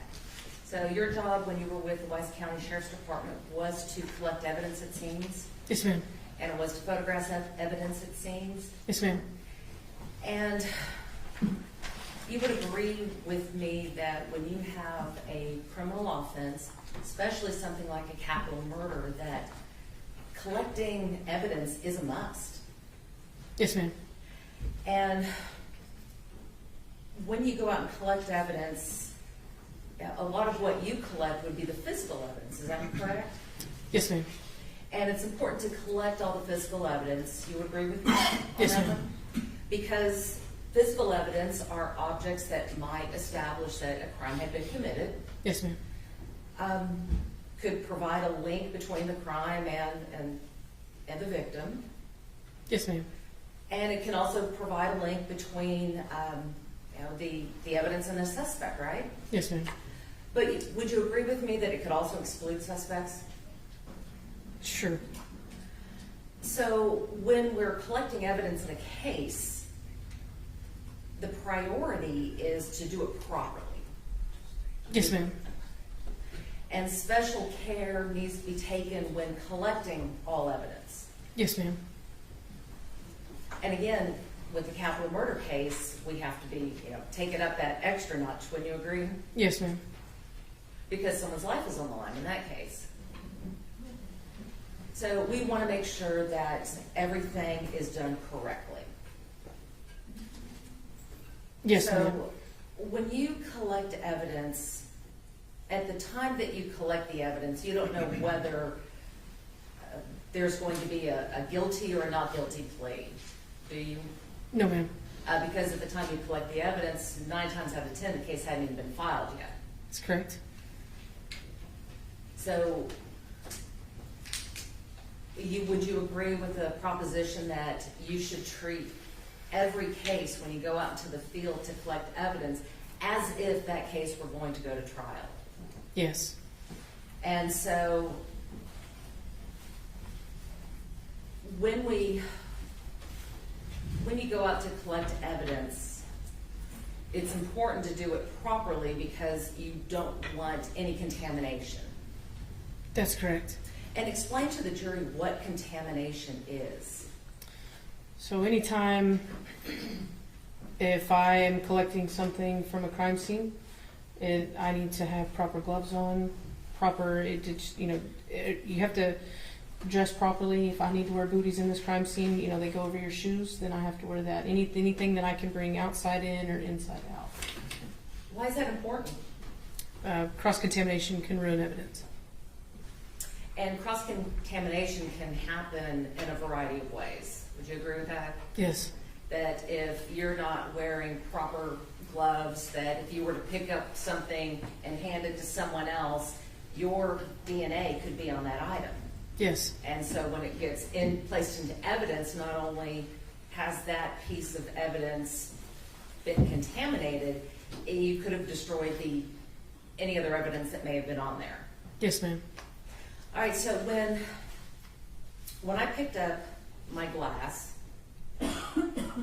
and talked about leaving my DNA on that glass, is that what we're talking about when we're talking about contact DNA or trace evidence or something like that? Yes. And every time someone handles a piece of evidence, it's possible that new physical evidence could be deposited onto it, right? It's possible. And that's why we wear gloves. Yes, ma'am. And that's why we wear the booties. Yes, ma'am. And why we wear the protective gear. And why when collecting evidence or viewing evidence or doing anything like that, it's important to have a clean area to place that evidence on. Yes, ma'am. And when you have that clean area to place evidence on, not only do you want the table clean, but you want to put butcher paper down or some sort of protective barrier there, right? It's possible. Yes, ma'am. And so sometimes that when evidence is being handled, a tech may inadvertently contaminate a piece of evidence. Do you agree with that? It's possible. Yes, ma'am. Yeah, and not doing it on purpose. Accidents happen. But that's why why it's so important to have that protective gear. Because if you don't have the gloves on, you might have the contamination by touch DNA. Would you agree with that? Yes, ma'am. If you don't have a mask on, you could sneeze, you could drip sweat, you could have any sort of respiratory fluids that come out, may contribute to additional DNA on an item. Yes, ma'am. And the tools that you use, each of those tools, proper procedure would tell you that you don't use the same tool twice. Correct. Or you don't use the same tool twice without disinfecting it and cleaning it properly between each use. Yes, ma'am.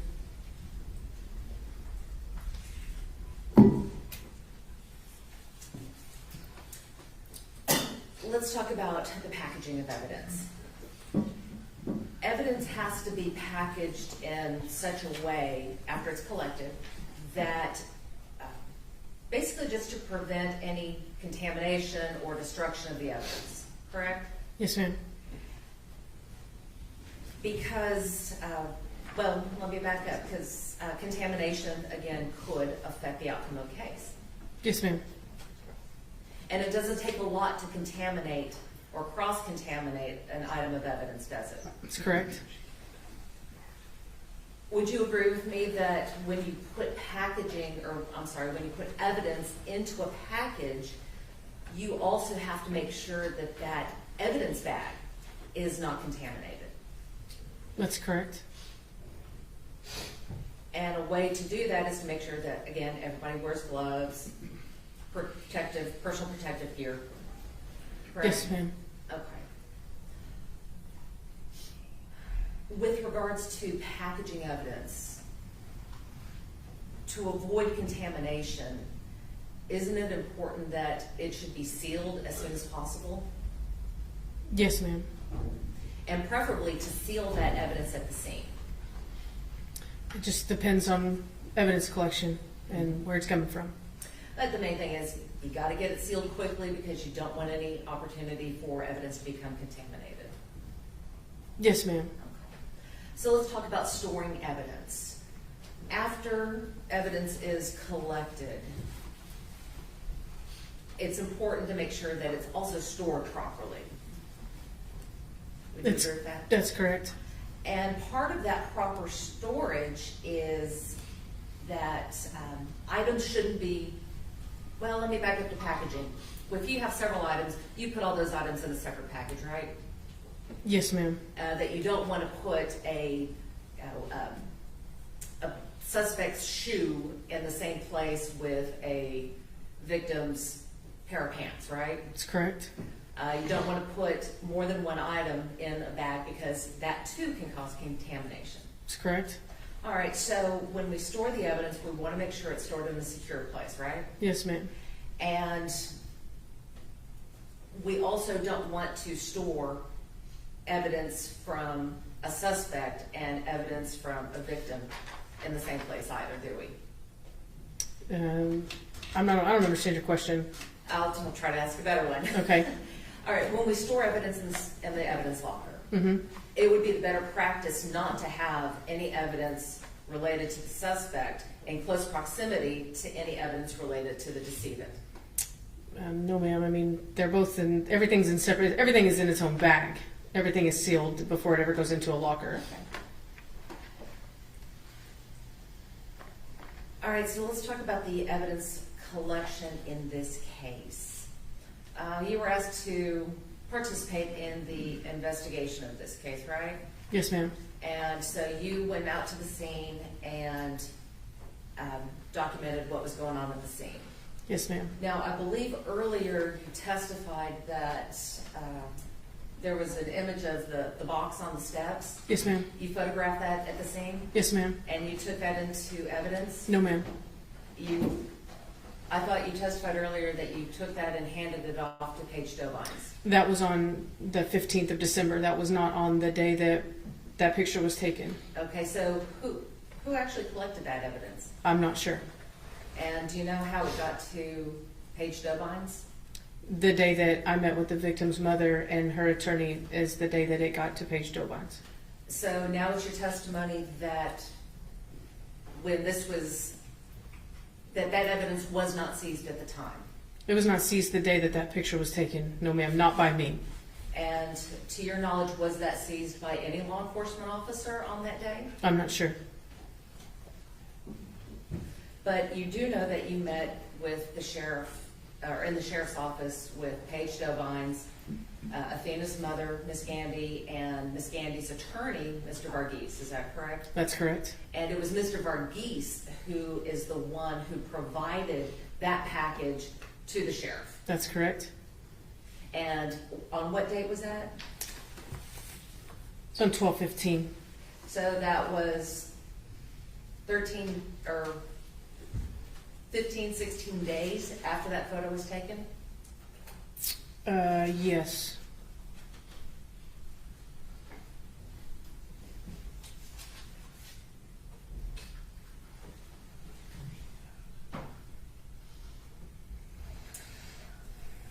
Part of your job in this case was also to serve a warrant on Mr. Horner at the jail. Do you remember that? Yes, ma'am. Your job was to collect his DNA, No, ma'am. or to collect a buccal swab. For No, ma'am. the, That was not me. okay, so you were present when the buccal swab was No, collected? ma'am. I was not. Who was present when? I can't answer that. I don't know. So, but you did process Mr. Horner, correct? Yes, ma'am. And you took photos of him? On 12/2. Yes, ma'am.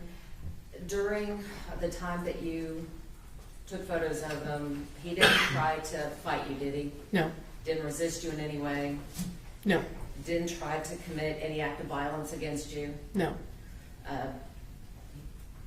He was cooperative. Yes, ma'am. Again, didn't cuss or yell at you? No, ma'am. He just did everything that he asked, or that you asked him to do, correct? There was some resistance, but yes, ma'am. In the end, it was okay. Yes, ma'am. But at the end of the day, he respected your authority as a person from the sheriff's office. Yes, ma'am.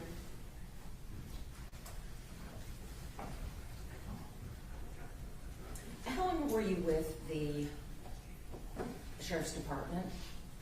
At its entirety, Yes. a little over 2 years. During that time, were you ever involved in what we call an evidence view, where the defense attorneys come in and view the evidence that was collected in the case? No, ma'am. Are you aware that there are times when defense attorneys want to come in and collect evidence, view the evidence that was collected in the case? I've heard of such, but I don't know what they are. Yes, ma'am. Yeah, we might be able to break here, because I understand that lunch? They're not here yet, so let's. Oh, okay. May I approach the court reporter? Yes.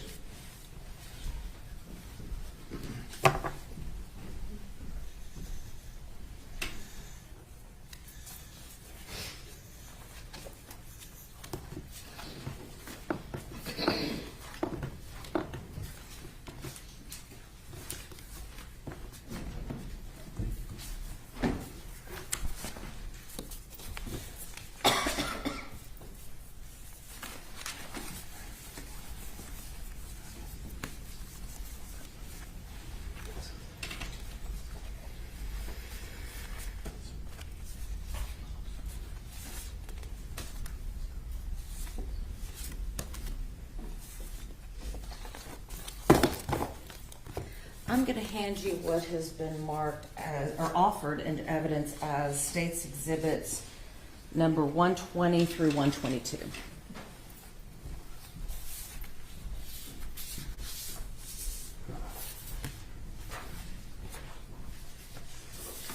Did you take these items, or did you process these items and collect them as evidence in this case? No, ma'am, let me refer to my report, please, if you don't mind. Okay.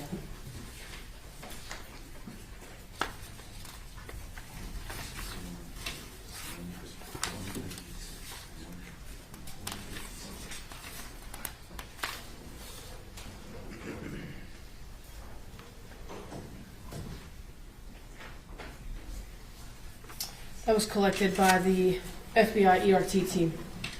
All right, so I want to.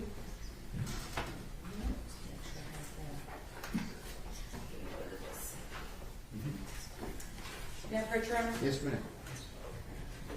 I'm going to hand you what has been marked as Defendant's Exhibits number 11 through 15, and I'd like you to take a look at this, please.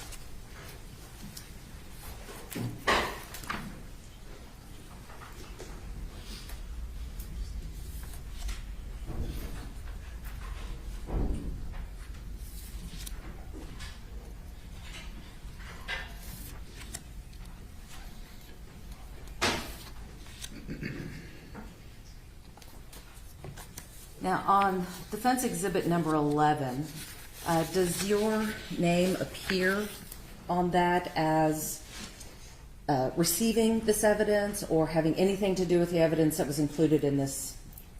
Yes, so this tag states that I received it from the FBI and put it into our RMS system at the Sheriff's Office. All right, so I'd like you to take a look at Defense 12 through 15, and look at States 120 through 122. Okay? I'm not sure what I'm looking at. Do those appear to be the same items? Yes, ma'am. All right, defense offers Defense Exhibits 11 through 15, and I have given copies to the state to. Defense Exhibits 11 through 15 are admitted.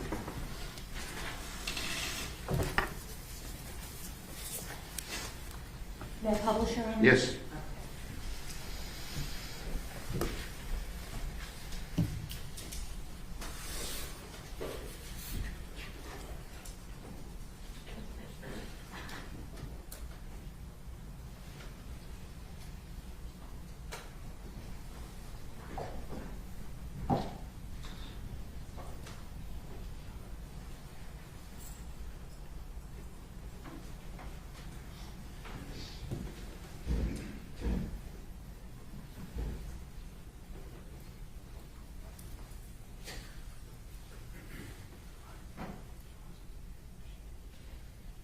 Okay, so I'm going to cut to the chase on this one, Miss Amy.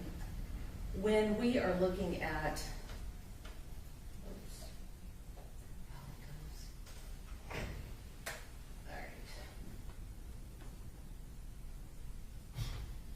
all right, so let's take a look at Defense Exhibit. Oh, there we go. Now it's working. I'm sorry, I'm not very technologically advanced. All right, so we're looking at the evidence bag, and this is the evidence bag that would have been given to you to place in the locker. Yes, ma'am. And it shows the handwriting and the chain of custody from whoever collected the evidence. Yes, ma'am. Now, we talked about the importance of using protective gear when looking at evidence. And you talked about the importance of having a clean surface and having butcher paper between the item and the surface. In states or defense exhibits number 13, 14, and 15, do you see any butcher paper on the table? No, ma'am. And it's important to have butcher paper on the table because that can reduce the possibility of cross-contamination, correct? Yeah, I can't answer why they didn't put it down. I mean, I wasn't there for that. But I'm saying that it's important to have it there to reduce the chance of cross-contamination. Yes, ma'am. So evidence that was left on the table that has not been either sterilized or that doesn't have butcher paper, or if an officer didn't change his gloves routinely, as in between every item, there's a possibility that this piece of evidence could become contaminated. It's possible, yes, ma'am. All right.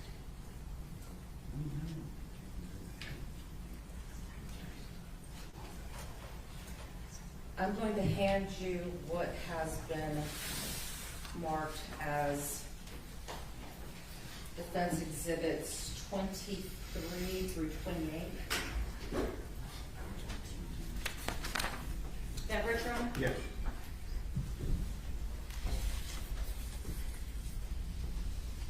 Ms. Amy, if you'll look at 23 to 28, I'd like you to.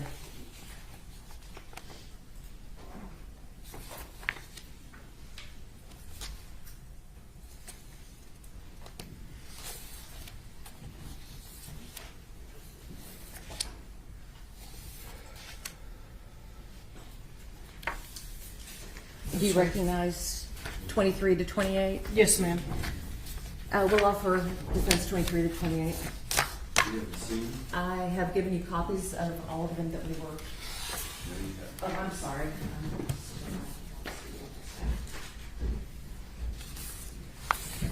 Your Honor, we're going to object to these unless it's stated by the defendant exactly when these were taken, because it's our belief they were taken into evidence review when the defendant was there, and none of these items were tested. You need to lay the proper predicate. The objection's sustained. All right, so when, you know, Judge, I'll hold this off and I'll talk to Mr. Yarrow about it. Okay. But I will talk to you about what happened with the paneling, because you were present with the paneling. And may I approach? Yes.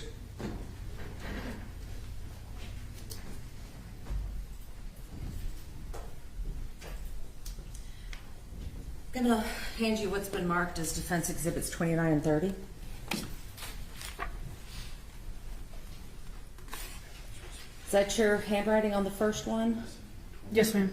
And so do you recognize your handwriting and the Yes, ma'am. description of the item? Yes, ma'am. When you package something and when you store evidence, you would agree with me that it's important to store it in such a way that it does not become destroyed or tampered with or any way changed. That's correct. And so when you store something, you want to make sure that it's not in any water, not in any other liquid, because that could cause contamination, correct? Sure. I want you to look at defense exhibit number 30. Mm-hmm. Not to sneeze, I'm sorry. Your Honor, I'm going to offer, or do you recognize state's exhibit number, or defense exhibit number 30? I don't. Okay. And I will, let me get another one for you. Okay. Oops.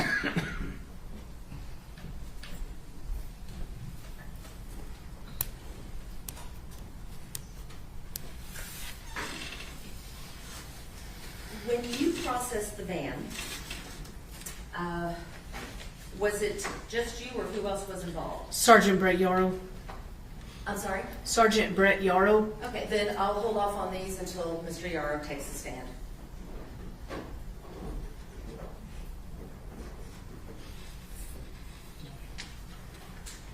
Miss Amy, the last thing that I really want to talk to you about is your disciplinary action that you had with the Weiss County Sheriffs. You had been accused of not telling the truth to your superior officer about who had taken those photos, right? Yes, ma'am. And so you had received a complaint, and that was just one of the incidents that was listed, right? The complaint about the pictures? Yes. That was the only. If we're gonna go outside the court's ruling on this. Well, let me see where we're going. Go ahead.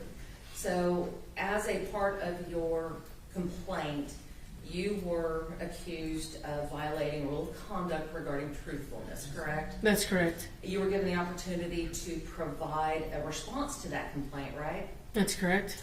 After you provided the response, you had a chance to sit down with your captain at the time, is that right? Yeah, I believe so. Yes, ma'am. I'm not for sure. And then after you met with that captain, you were given the opportunity to revise your response regarding the truthfulness, correct? That's correct. You revised that response, right?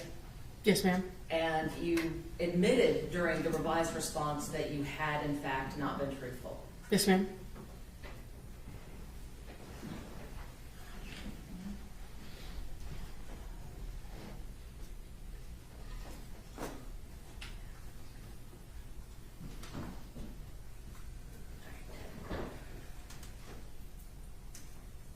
I'm sorry, Sammy, I just want to go back. Were you the one that had processed the arrest van? I assisted the FBI. I did not physically process it. No. Did you take any items from the arrest van into custody? Whatever the FBI ERT team collected, they collected it, and I walked it to our CSI locker. Were you observing the collection of that evidence? Yes, ma'am. So when you were with the arrest van, one of the items that they collected was a backpack, correct? Yes, ma'am. And that was a Dragon Ball Z backpack? Yes, ma'am.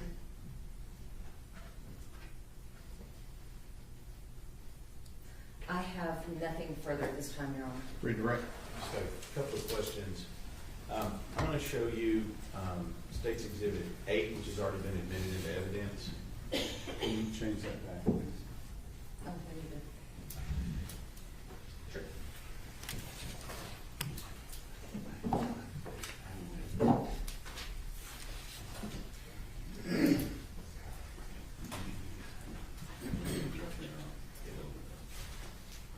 This picture that you took on the scene of this box, Deputy Amy, I'm gonna have you read that middle number on the box. What's that middle number on the box right there under TRK number? What's that number? 6184-8685-6845. Let me show you State's 156. Is that the same number? Yes, sir. Same box? Yes, sir. Same box as you took a picture of? It was provided to you later on by an attorney and Mrs. Gandy, mother of Athena Strand. Yes. Nothing further, Your Honor. Ms. Anderson. When you took the photos at the scene, was the box open? At the house? At the house, yes. No, ma'am. And when you took the photo at the sheriff's department after that box had been delivered, when it was received, had it been opened? May I look at these pictures one more time? Yes, ma'am. Nothing further. Mr. State. Nothing further, Your Honor. May Ms. Amy be excused subject to any potential recall? Final state, Your Honor. Good with the defense? Yes, Your Honor. Thank you, ma'am. You may step down. Your lunch is here, so we'll start up at 12:45, okay? See you then. And this witness has been previously sworn to testify truthfully. Whose witness is this? Mr. Berry? Thank you, Your Honor. Investigator Yarrow, will you please introduce yourself to the jury and spell your first and last name for the court? Yes, sir. I'm Sergeant Brett Yarrow. It's Bretttyaro. I've been in law enforcement for 16 years, at the sheriff's office the whole time. I've been on SWAT, K-9 patrol for the last 8 years. Been in crime scene. I'm currently the supervisor and the head over our crime lab there at the county, and also a fingerprint expert in the state of Texas. And how long is your total number of law enforcement years experience? 16. And before becoming a law enforcement officer, did you work in any other fields? Did I work in a law enforcement related job, or? No. Where did you become a law enforcement officer later in life? I guess? I had a first career, sir, as a motorcycle racer. Gotcha. And since you've been on the force at Wise County, you described a number of different jobs that you've held, but with it for, I believe you said the last 8 years, what have you been primarily doing? Working in crime scene, sir. Okay. And when you say you're working in crime scene, can you kind of describe for the jury what you mean by that? Yeah, so in our county, we have a little bit of a smaller county. So what that means for us is the jobs are more specialized and we do more jobs within that job. So I work on fingerprints for the county. I collect fingerprints, I process fingerprints, I put fingerprints in the computer, do comparisons. Along with the fingerprinting, we do pattern analysis on the fingerprints and other things like that. So we deal with patterns, we deal with friction rate of detail as far as the fingerprints go. Oh, Investigator Yarrow, I'm going to slow you down just a little bit, okay? Because the court reporter's got to take down everything you're saying. So you just slow down a little bit, but keep going. And then as far as crime scene goes, I have a number of certs from the state, from Texas A&M. So I have a forensic cert, I have a crime scene investigator cert, photography certs, blood pattern analysis. I run our AFIX fingerprint computer, which is attached to AFIS, our state system. I also am the head over our lab, and what that basically means is I do a lot of house cleaning over there. We're constantly keeping the place clean. We're working on all the different types of equipment that we have in there and working with them. So if a scene comes available, which is very broad for us, what that means is I will work anything from a sexual assault to a large-scale robbery to suicide and homicide. So we wear a lot of hats, under the same umbrella. And since the time you've been in crime scene work, you and I have done a number of cases together. Would you agree? Yes, sir. Okay. Including a number of homicide cases. Objection, Your Honor, relevance. Yes, sir. Sustained. Let's move on. Well, with regard to that, you're familiar with investigating homicide cases, correct? Yes, sir. And as part of that, your training, have you been called upon to take what is known as buccal swabs from potential suspects? Yes, sir. And can you explain for the jury what you mean by that? A collection of a buccal swab is we're basically taking a DNA swab. It's going to be from inside the cheek area of the mouth. 2 swabs normally. They're rotated up and down between the top of the gum and the bottom of the gum line. On the cheek on the outside, the swabs are being rotated. You actually rub vigorously while you're doing that. And then they're contained in a special sealable swab that is aerated so that it won't mold or anything like that once it's put into evidence, and then they're sealed in evidence envelopes. And so, let me go back to November 30th of 2022. And then I guess leading up through December 2nd of 2022, were you somewhat incapacitated during that period of time? Yes, sir. And can you explain to the jury what was going on? Yes, I was out with COVID. Okay. And because of that, your trainee essentially was. Objection, Your Honor, that's leading. Let me hear the question. Who was working for you in the crime scene investigation unit there at the sheriff's office at that time? Sergeant Amy. Okay. And was she? Tell us whether or not she was still in training, or what where she was in her career at that time. So she was working through the FTO process in the crime lab. Okay. And who was her FTO as far as in the crime lab? That would be me, sir. But because you were incapacitated, were you able to do that at that time? On those particular days? No, sir. Okay. So, when was the first day back for you after you were recovering from the COVID? I don't recall the exact date, to be honest with you. Were you there by December the 5th of 2022 when the two vans were processed by the FBI? Yes, sir. Okay. So were you able to observe that process as it was taking place? Yes. And with regard to that particular day, were you also called upon to execute a warrant for buccal swabs on a person by the name of Tanner Horner? Yes. And do you see the person that you know to be Tanner Horner here in the courtroom today? Yes, I do. And could you identify him by where he's sitting in the courtroom and describe what he's wearing? Yes, sir. He's sitting at the end of the table there, the defendant table. It's going to be gray shirt, gray tie, light gray pants, black shoes. Okay. And That's the color it looks I'd like to me. ask the record to reflect that the witnesses identified the defendant. Record will so reflect. And sometime in the afternoon of December 5th, 2022, did you receive a warrant to take those buccal swabs from the defendant in this case? Yes, sir. And after receiving that warrant, what did you do? We went ahead and processed the subject, sir. Okay. And did you take a couple of pictures while you were in the room collecting the buccal swabs from the defendant? I did, sir. May I approach, Your Honor? Yes, sir.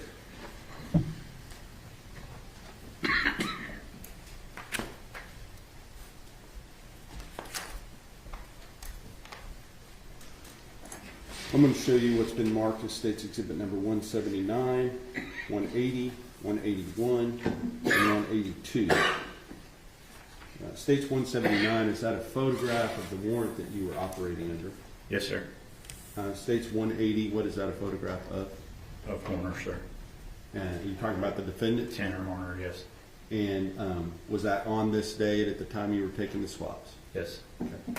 And then State's Exhibit number 181, what is that a photograph of? It's a photograph of my property sheet that I filled out, and it's 4 envelopes containing all of the buccal swabs that it contained. And then State's 182, is that the actual report? Objection, Your Honor, leading.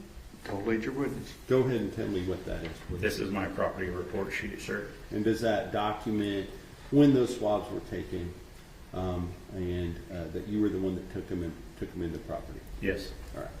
Thank you. Is all of the information contained on State's Exhibit 182, is that true and correct and placed there by you? Yes.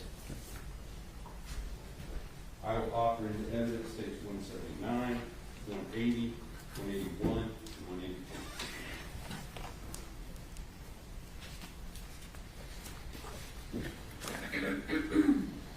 Your Honor, we object to 179 on 2 grounds. One is hearsay, and 2, it is not the best evidence. No objection to 180. And States 181 and 182, we would object to as these are constituted police report. They are hearsay. States 180 is admitted. Let me see 179, 181, and 182.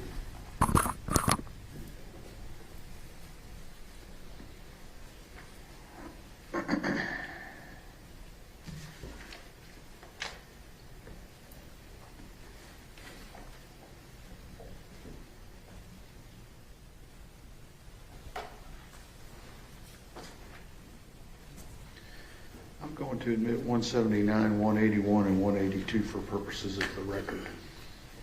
Sir. Once those buccal swabs were taken, what did you do with those swabs? They were placed into evidence, sir. Now, did you also document some of the evidence that was taken first?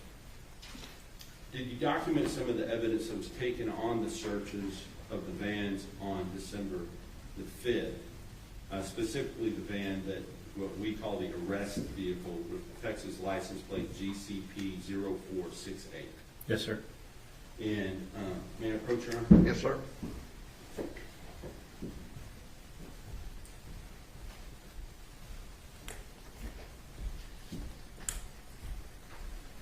I'm going to show you State's Exhibit 183,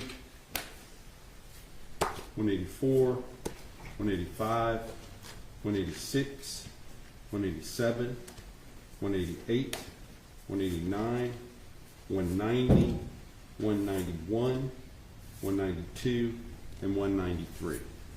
Do you recognize those photos? Yes, sir, I do. Have you looked at those prior to court today? Yes, I did. And are those all of the pictures that were taken at that time, or just a portion of them? It's just a portion, sir. Okay. And do these fairly and accurately represent items that you went through and took photographs of to document the items that were collected from the van on that day, or some of the items? Yes. From Mr. Horner's, the van he was driving? Yes. I will offer State's Exhibit number 183 through State's Exhibit 193 to the evidence.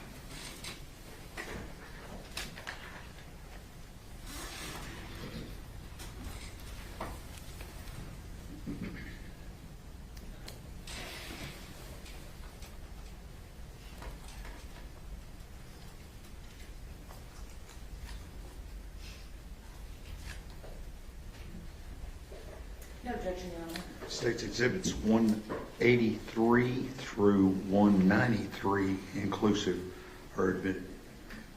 And may I publish, Your Honor? Yes, sir. And also, may I publish number 180? Yes. Thank you.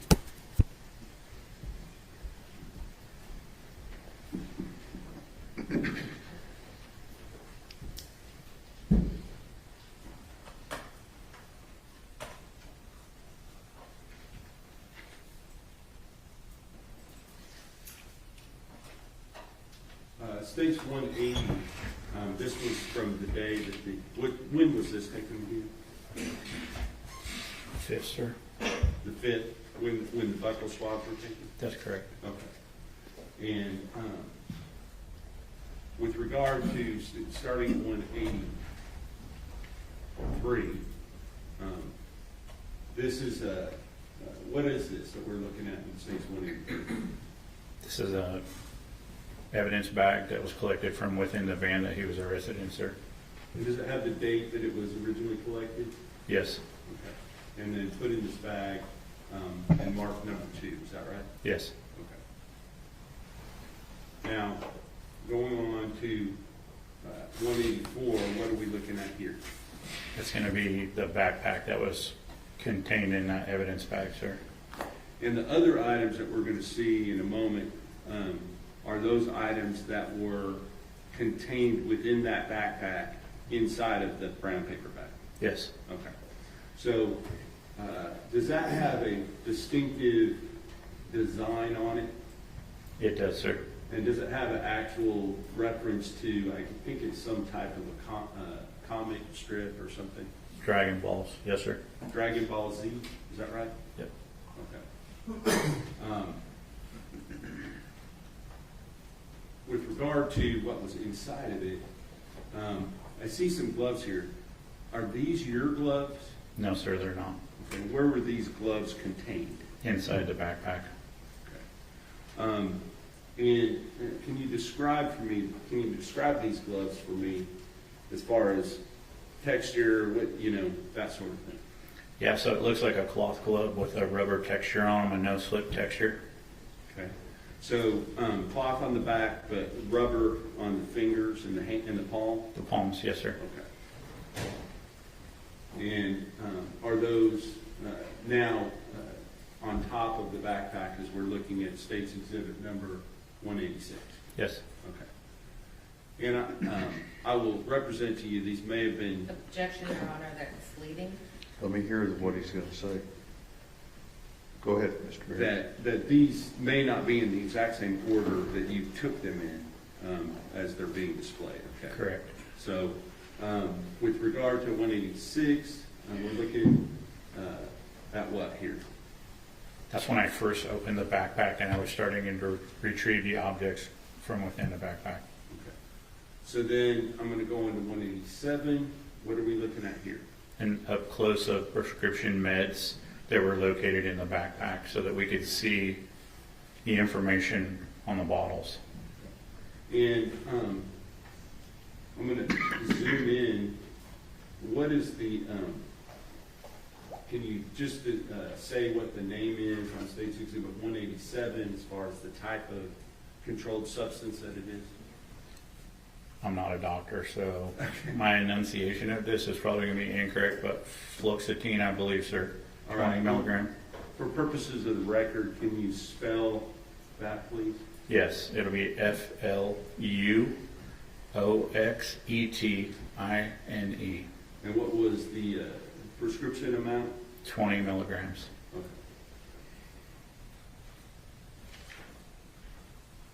Next, we have State's Exhibit 188, and is that a different bottle? Yes, sir. Okay, and can you spell the name of the controlled substance for purposes of the record? Yes, sir. ATOMOXETINE HCl 25 milligrams. Okay, thank you. Now, are these the same two bottles that were in the previous pictures? Yes. Okay. And does it give the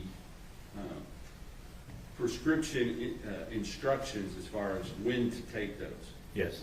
And what does it say for the bottle for the fluoxetine? To take one in the morning, sir. Okay. And what does it say with the atomoxetine, hydrochloride? Take one capsule in the mouth in the morning, sir. All right, thank you. Now, this looks, is this the backpack or is it something different? No, this is what I consider a soft-sided lunchbox that belongs to that same cartoon or video game family. It's a Dragon Ball's lunchbox. And then going on to State's Exhibit number 191, what are we looking at here? A cellophane wrapper containing marijuana. Objection, Your Honor, that calls for speculation. It has not been tested. Sustained. Move to strike. Jury will disregard the last answer. Does it, can you tell me whether or not that is some type of plant substance? It's a green leafy substance, sir.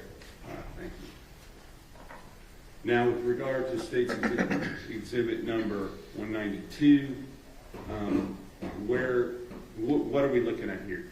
The contents of that soft-sided lunchbox. And can you describe what you see here? Yes, so you have a bottle of ibuprofen. It looks like you have a thumb drive. There is a vape pen, a marking pen. There's a Coastal Cloud strawberry cream. I'm guessing some sort of something for the vape Objection, Your pen. Honor, And then that is speculation. Sustained. That's fine. We'll go on to State's 193, and this is, where were these items located? within the backpack. Okay. And with regard to, most of these things may be self-explanatory, but can you tell me what this is? It's a vape canister. Now, after you documented the items that were taken during the search of the arrest vehicle. Did you also take some action with regard to the shoes that the defendant was wearing on the date that he was arrested? Your Honor, may we approach? Yes, sir. Yes.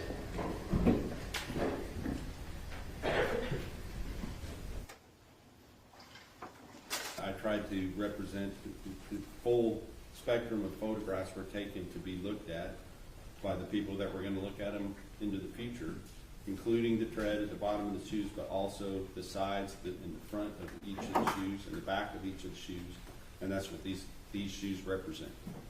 I just asked the court to review those and if they looked at the case law in Texas, that would be Young v. State.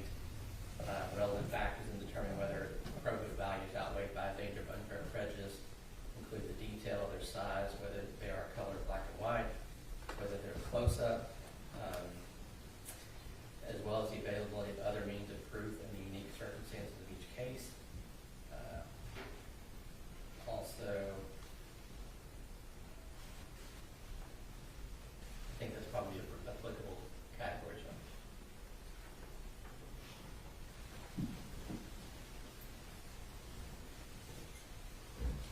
Okay, I've reviewed states 194 through 206. I will overrule your objection. Give me a running objection. Yes, Your Honor, that will include the To next, these. the witness, the tax law. Okay, that's fine. Y'all ready for the jury? Yes, sir. Okay. Yes, Your Honor.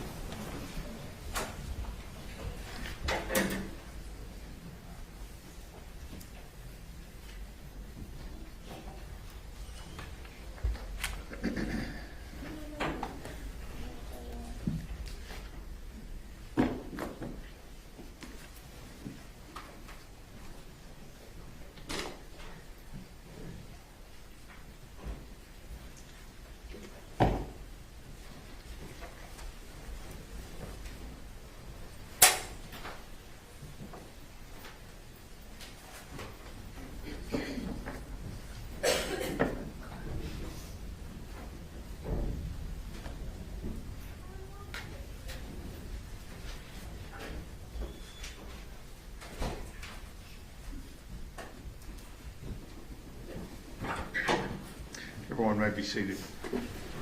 Mr. Berry. Before I approach, Sergeant Yarrow, you kind of explained to the jury.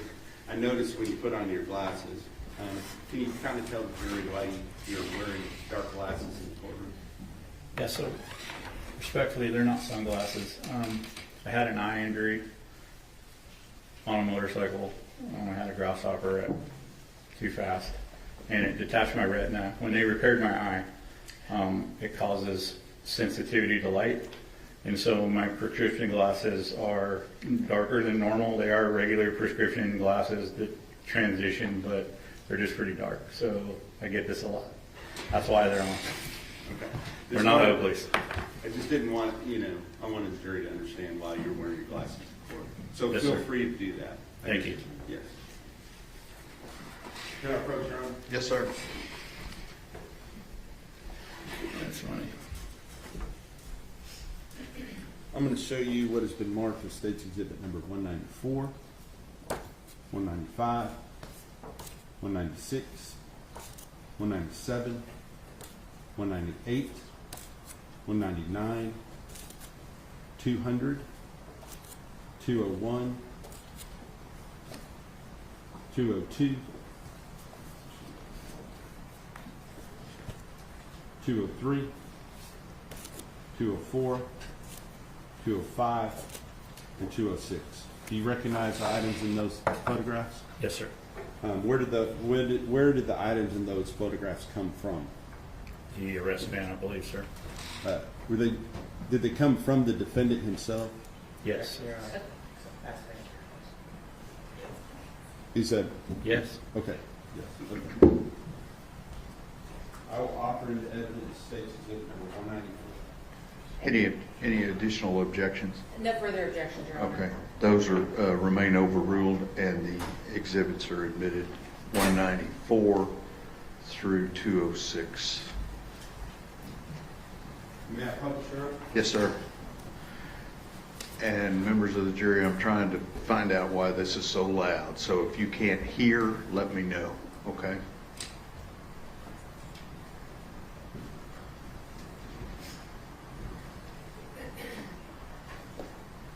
Publishing State's Exhibit number 194 first.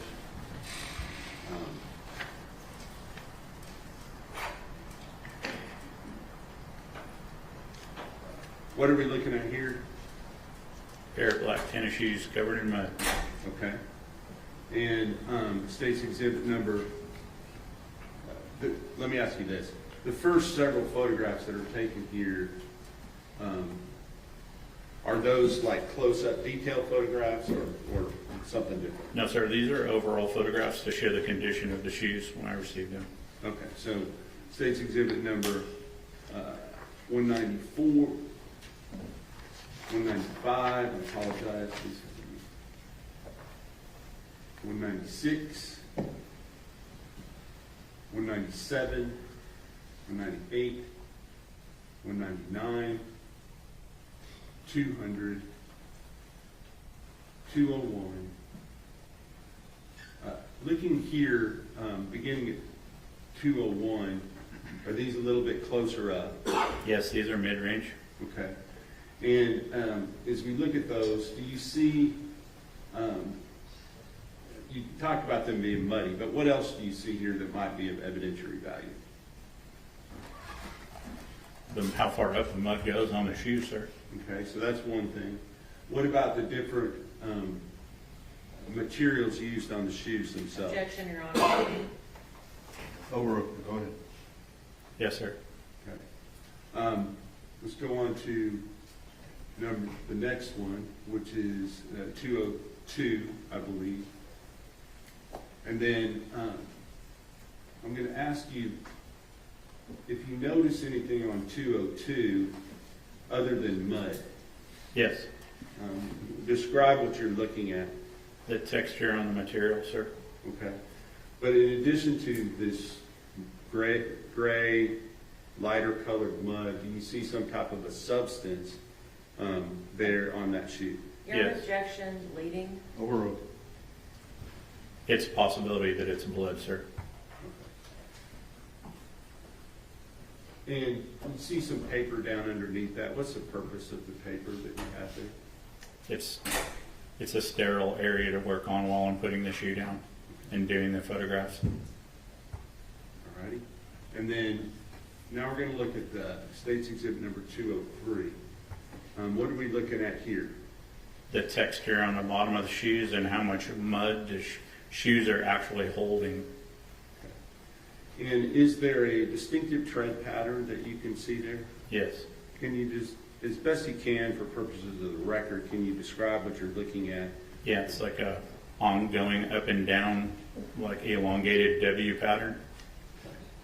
And is that, as we go through the next few photographs, number 20, I believe this is 204, 205, 206.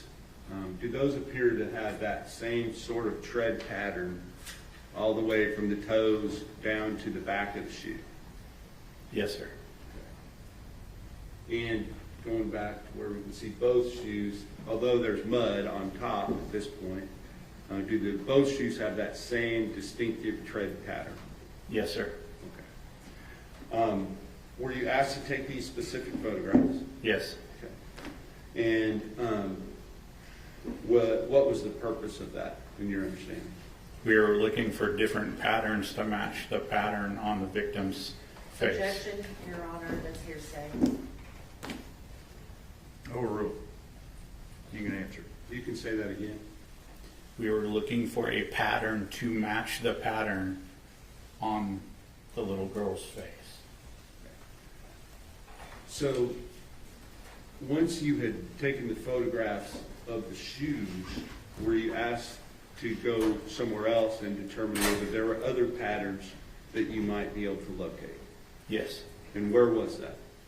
I was looking for the patterns that would be inside, encompassed, inside the van. All right. May I approach her? Yes, sir.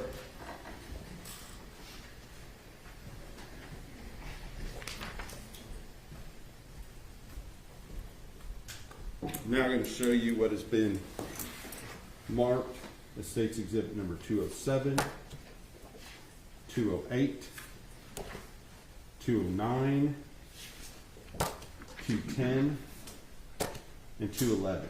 Do you recognize those? Yes, sir. Where did those photographs come from? Within the van, sir. And who took those photographs? I took those photographs. And do they fairly and accurately represent what we're seeing there? Yes. I will offer into evidence State's Exhibits number 207, 208, 209, 210, and 211.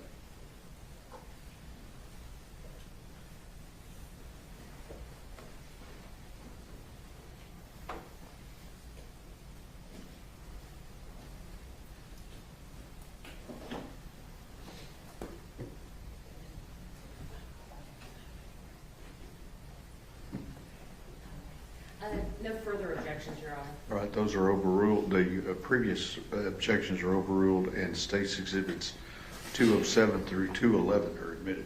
May I publish those, Your Honor? Yes, sir.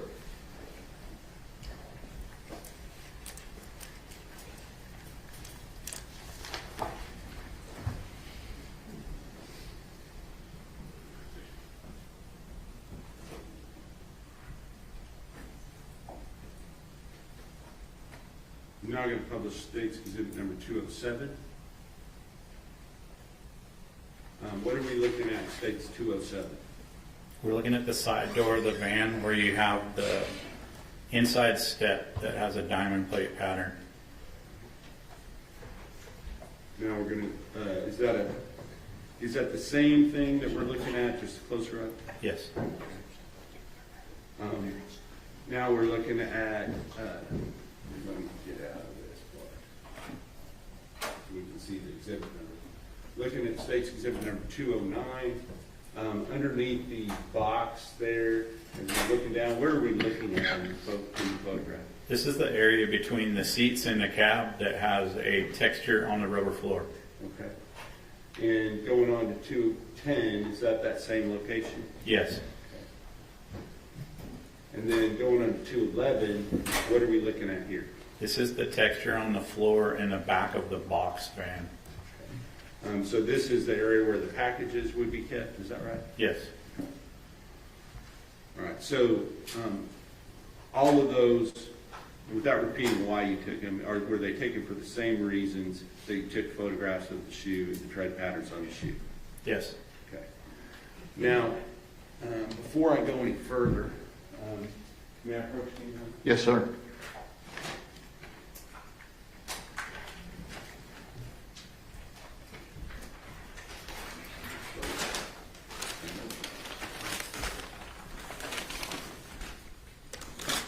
I'm going to show you two exhibits. First, I'm going to show you State's Exhibit number 230. Do you recognize State's Exhibit 230? Yes, sir. Okay, and what is State's Exhibit 230? These are going to be my buccal swabs from the suspect, sir. All right. And other than having been opened by the lab, does it appear to have been tampered with in any way? No. I will offer State's Exhibit number 230 into evidence. And no further objections, Your Honor. Those objections remain overruled, and State's Exhibit 230 is admitted. I realize this just ripped as I was holding it, but State's Exhibit number 225, do you know what State's Exhibit number 225 is? Yes. And what is it? The evidence bag contains the shoes. Okay. And are these the same shoes that you took photographs of that were just admitted into evidence? Yes, sir. These are the actual shoes that were recovered from the defendant. Yes, sir. I will offer into evidence State's Exhibit 225.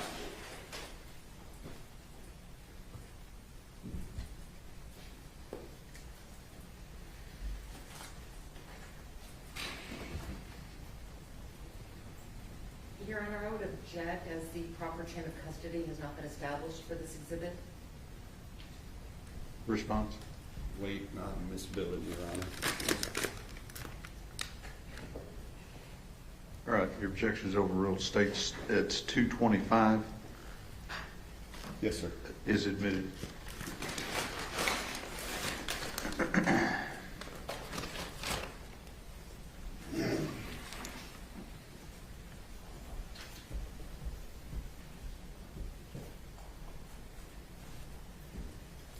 Next, I want to talk to you about other clothes that were worn by the defendant at the time he was arrested. Did you take those the clothing worn by the defendant at the time he was arrested? Did you go to a locker in the jail and retrieve those clothes and log them into evidence? Yes, I did. And at the time that you did that, were there more further photographs taken of those clothing items? Yes. May I approach, Your Honor? Yes, sir.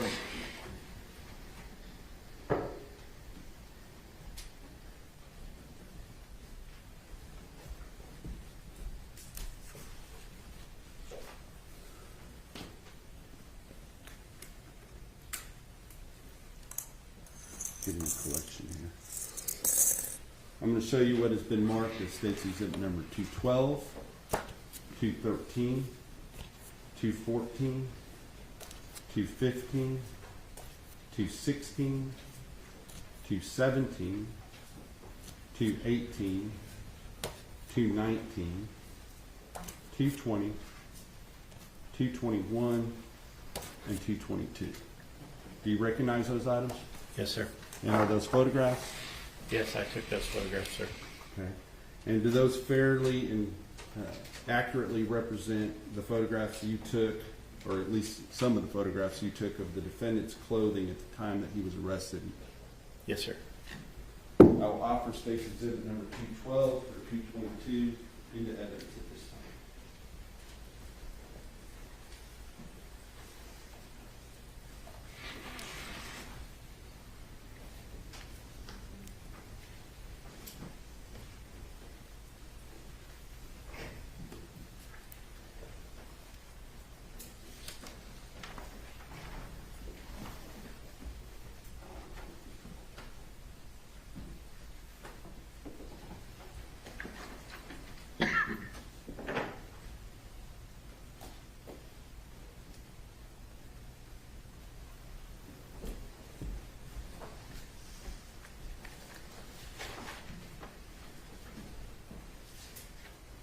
No further objections. Okay, the previous objections remain overruled and State's Exhibits 212 through 222 are admitted. And may I publish those, Your Honor? Yes, sir. Thank you.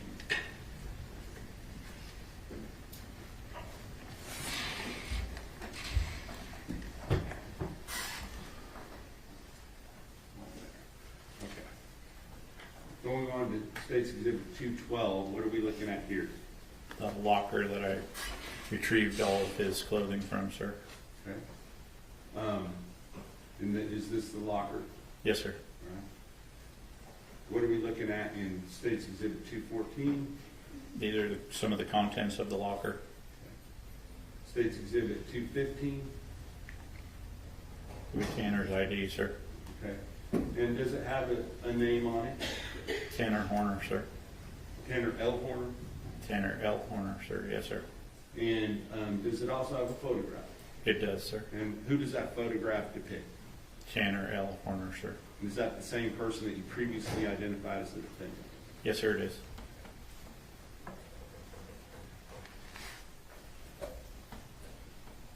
$216. What are we looking at?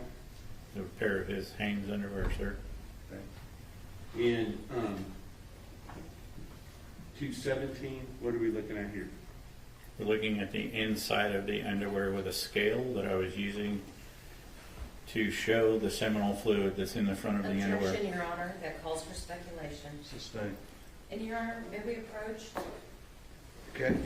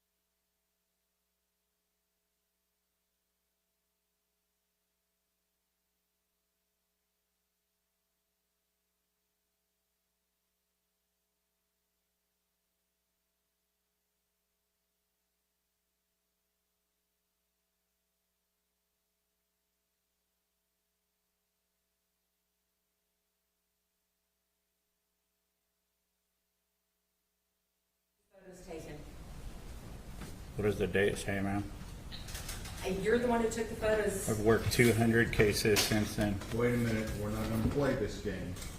If you know the answer, give the answer. If you don't know the answer, say, I don't know.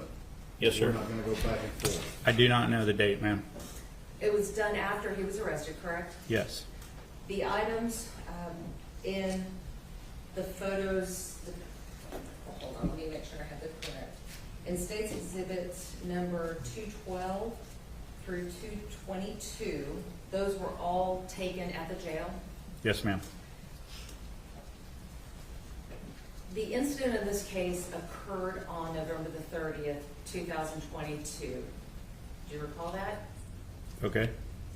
And Tanner Horner was not arrested on November 30th of 2022, was he? I don't know, ma'am. I was out then at that time. When he was arrested on December the 2nd, 2022, correct? Okay. So if these photos were taken, you don't know for sure whether or not he was wearing these clothes on the day of the incident, do you?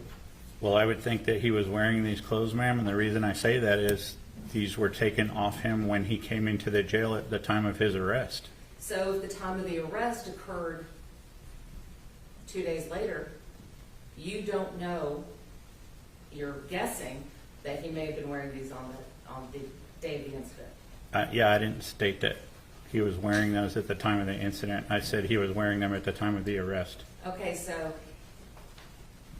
Your Honor, I would object that all of this is irrelevant because unless they can tie it into any clothing that he may have been wearing at the time of the incident, then none of this is relevant. Your objection is overruled. I'm gonna let it continue, and you may have a running objection. Y'all ready for the jury? Yes, sir. Let's go. Hey, Judge.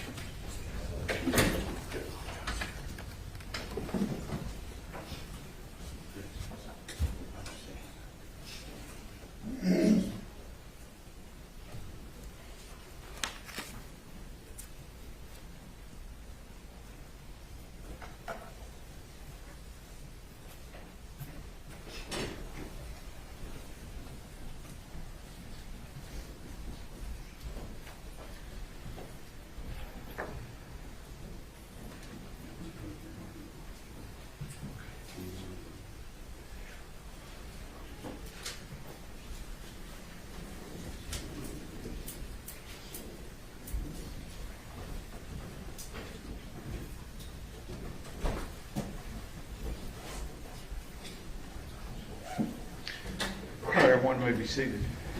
Mr. Berry. Go on.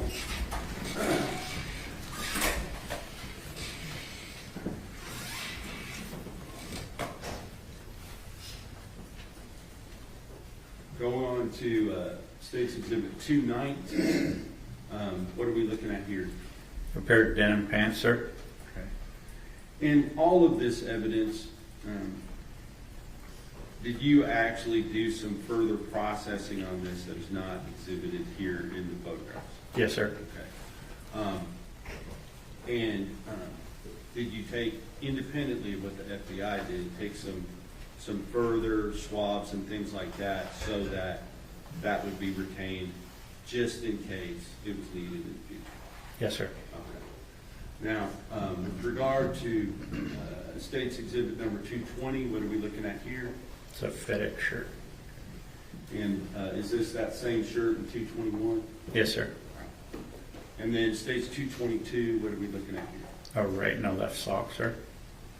Black in color with a gray toe and a gray heel. And I am going to show you something that's already been admitted into evidence now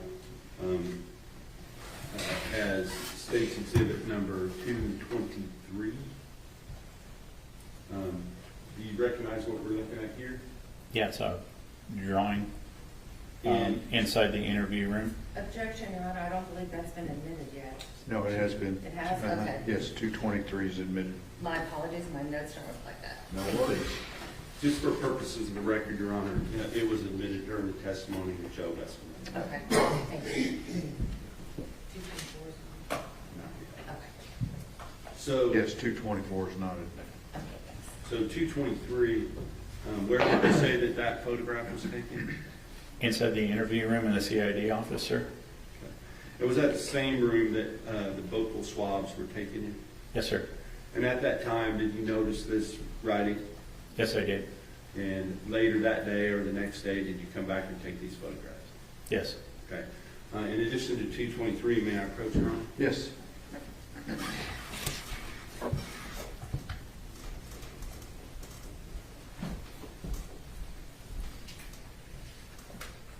I'm going to show you 224. Do you recognize that? Yes, sir. Is that a photograph of essentially the same thing? Objection, Your Honor, pleading. Sustained. Don't Please leave tell your- us what that is. Sir, this is a map of the explanation of where the victim was located. With regard to this photograph, is it representative of the same thing in 223, but just a closer up, more definitive shot of the picture itself? Yes. I'll offer 224 as evidence. I'd object that it's cumulative. That objection's overruled. States 224 is admitted. May I publish, Your Honor? Yes, sir.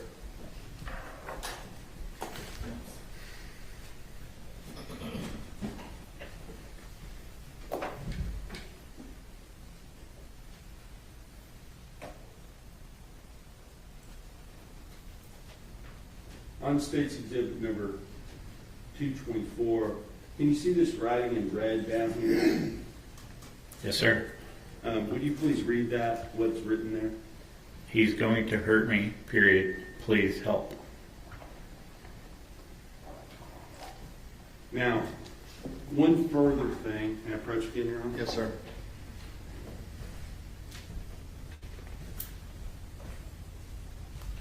Officer Amy, crime scene, did she take into evidence a box, a FedEx box containing, that was brought in later that pertained to this investigation? Yes. Okay, and did you then take that out of lock one and then bag it up as you see it? Yes. And I'm going to show you that's been marked. Exhibit number 159. And is that the box that you were just talking about? Yes. And, Your Honor, I will offer State's Exhibit number 159 as evidence.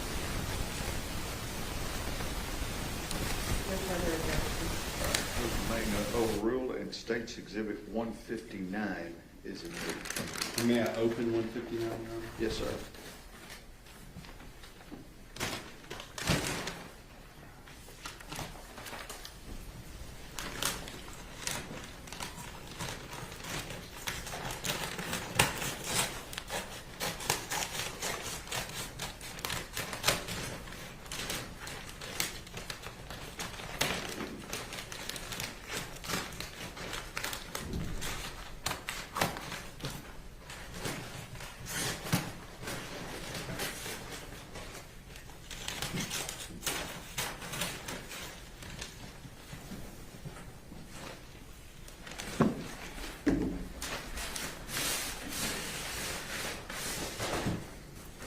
Is this the box that was contained inside of that? Yes, sir.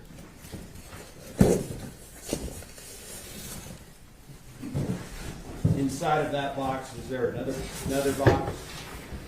Yes, sir. And is this the item that was contained within that box? Yes. Yes.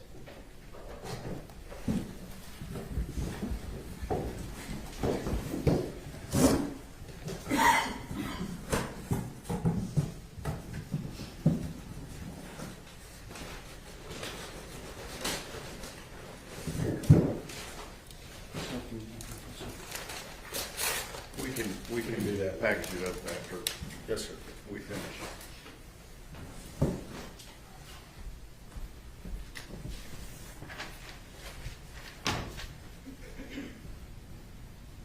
Final thing I want to ask you about, Investigator Yarrow, sometime,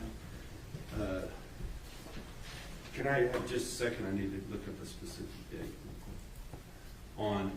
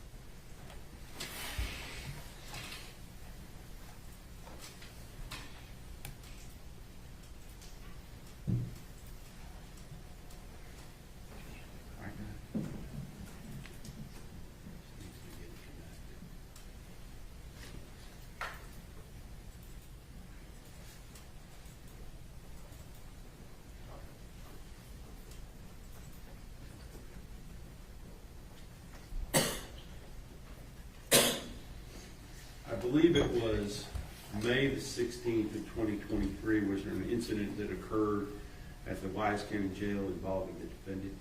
Yes, sir. Can you describe what that incident was, please? An attempted suicide within his jail cell.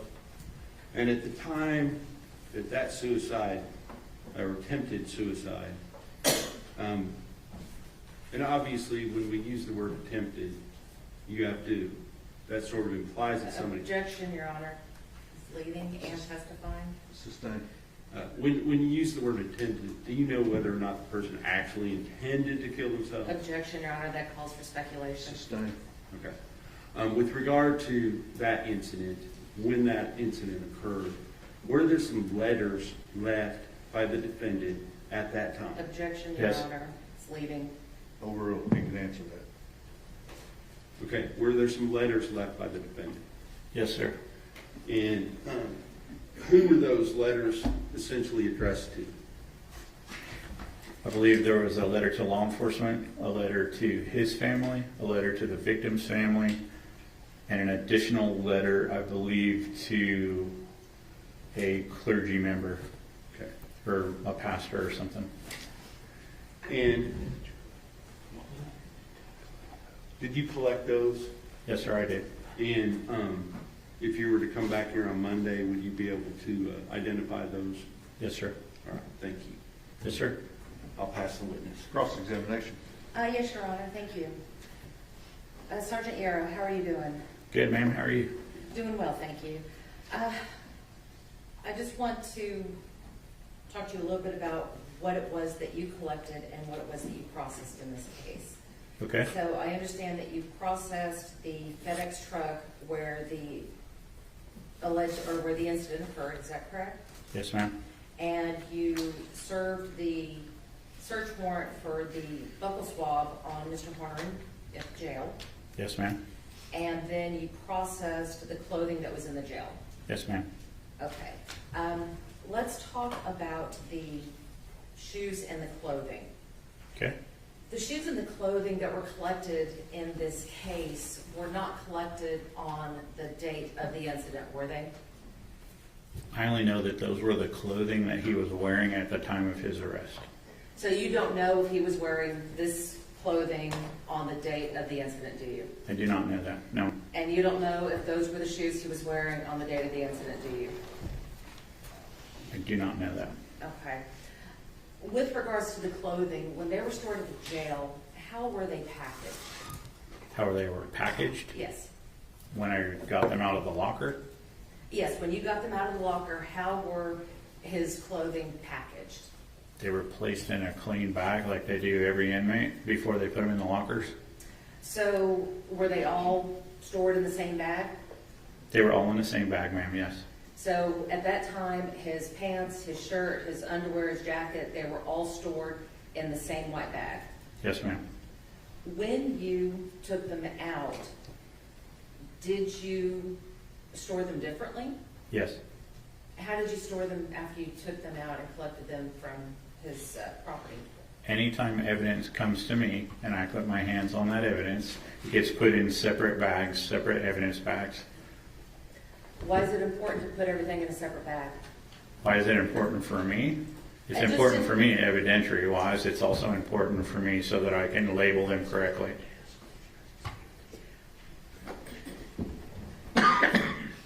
Another important reason to put everything in separate bags is to avoid contamination, correct? Yes, ma'am.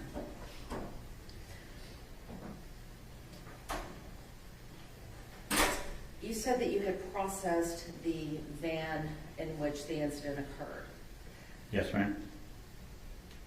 Part of that processing was collecting evidence from it, Yes, ma'am. and part of that process was collecting the floorboards. Yes, ma'am. All right, so with regards to the floorboards, that is where some of the other biological evidence was obtained, is that correct? Yes, ma'am. So you would agree with me that it would be important to store those panels in a secure facility? As far as I know, they were stored in a secure facility. They were taken to our evidence area.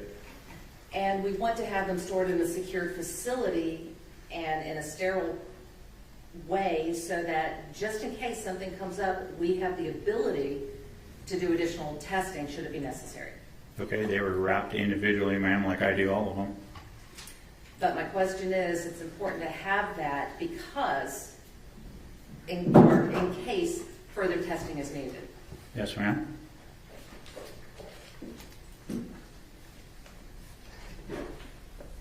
Amber, Your Honor? Yes, ma'am. Sergeant Arrow, I'm going to show you what has been marked as defense exhibits number 31 through 34. If you take a look at those for a moment. Yes, ma'am.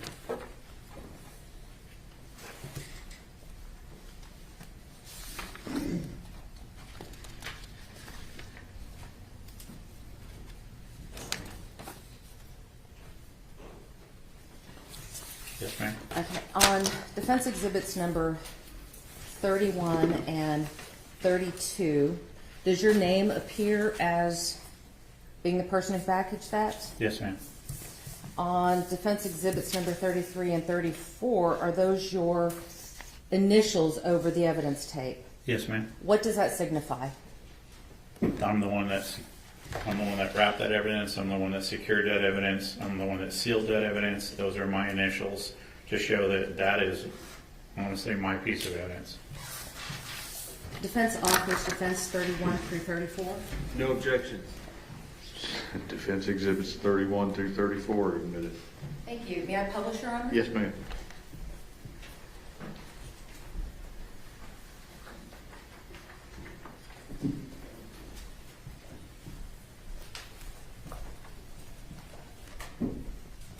Sergeant Guerra, you would agree with me that there are some stains on the brown paper wrapping that exhibit, would you not? Yes, ma'am. In the photo, it looks like there is. Was the brown paper, I would assume that the brown paper wasn't stained when you put it on, No, ma'am. and that something like that occurred while it was in storage? I guess.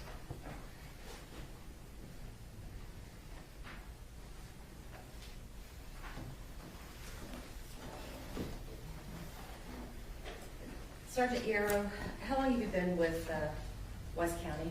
16 years, ma'am. How long have you been an evidence tech with them? In evidence tech, ma'am. Or in working with CSI? In 8 years, ma'am. During that time, it's not uncommon for defense attorneys to want to come in and view the evidence, is it? No, ma'am. And when the defense attorney comes in and views that evidence, usually you have the prosecutors are there, members of the sheriff's department will be there to observe everything. Yeah, so you're talking about an evidence review, right, ma'am? Yes, Your Honor. I mean, let's try that Hey, again. I'm up here. It's been a long I realize week. we all look alike, but, you know, Well, you have the same haircut. there you go. Sorry about that. That was a good minute. All right, so Sergeant, when the defense team comes in to review, or when a defense team attempts to come in to review, or when they do come in to review the evidence, it's still important to maintain the sterility of the environment. Would you agree?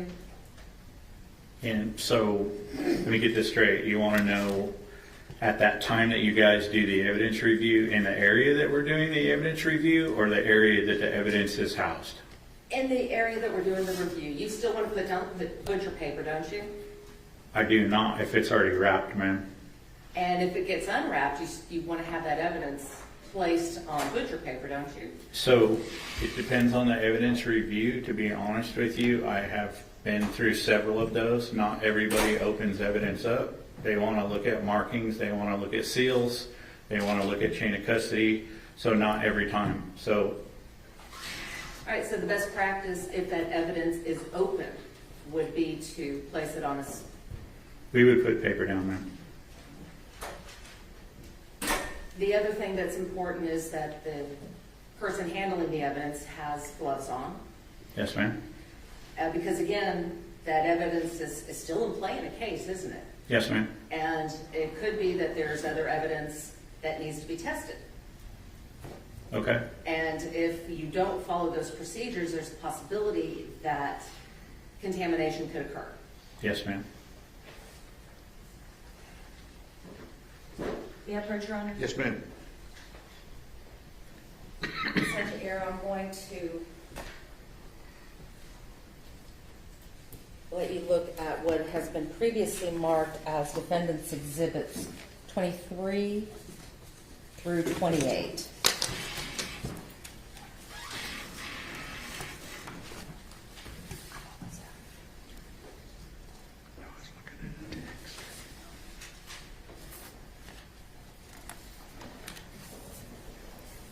Your Honor, I'd ask the defense to specify exactly when these photographs were taken and under the circumstances that they were taken. I'm not going to order the defense to do anything. It's their cross-examination. All right, so Sergeant Yarrow, you testified previously on direct that you had taken into custody a backpack that had Dragon Ball Z. Yes, ma'am? And defense exhibits number 21 through, or 23 through 28, does that appear to be the same backpack that you took into custody? Yes, ma'am, it does. Does it appear to have the same contents that you had taken? Yes, ma'am? We offer state or defense 23 through 28. When were these taken? Your Honor, the evidence review in this case occurred March 22nd. Your Honor. Do you have an objection? I object, yes. The proper predicate has not been laid as to when these photographs were taken and the circumstances that they were taken. Objections are overruled. Defense exhibits 23 through 28 are admitted. May I publish, Your Honor? Yes.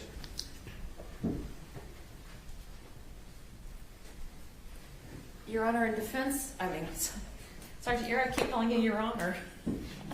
Sergeant Yarrow, in defense exhibits number 23 through 28, you didn't see any butcher paper down, did you? No, ma'am, I did not. So if any of those items that were on the table had to be retested, there was a possibility of contamination. Yes, ma'am, that's correct.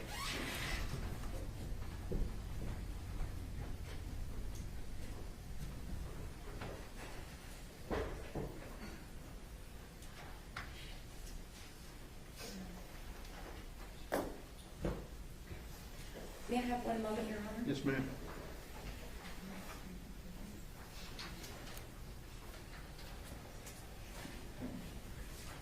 I have nothing further, Your Honor. Redirect. Investigator Yarrow, since you're coming back on Monday anyway, will you check on the date? that the Objection, Your evidence- Honor. Leading. Let me hear the question. Would you please check on the date that the evidence review took place in this case? Yes, sir? And will you also check to see if there's ever been any request to retest any of this evidence? Objection, Your Honor. Again, that's not a proper question at this time. Overruled. Will you do that? Check. You can Yes, answer. sir. Thank you. No further questions. Ms. Anderson, I have nothing further. may the witness be excused subject to any potential recall? Yes, Your Honor, we intend to recall the first thing Monday. Okay. Thank you. Thank you, sir. Let me see y'all.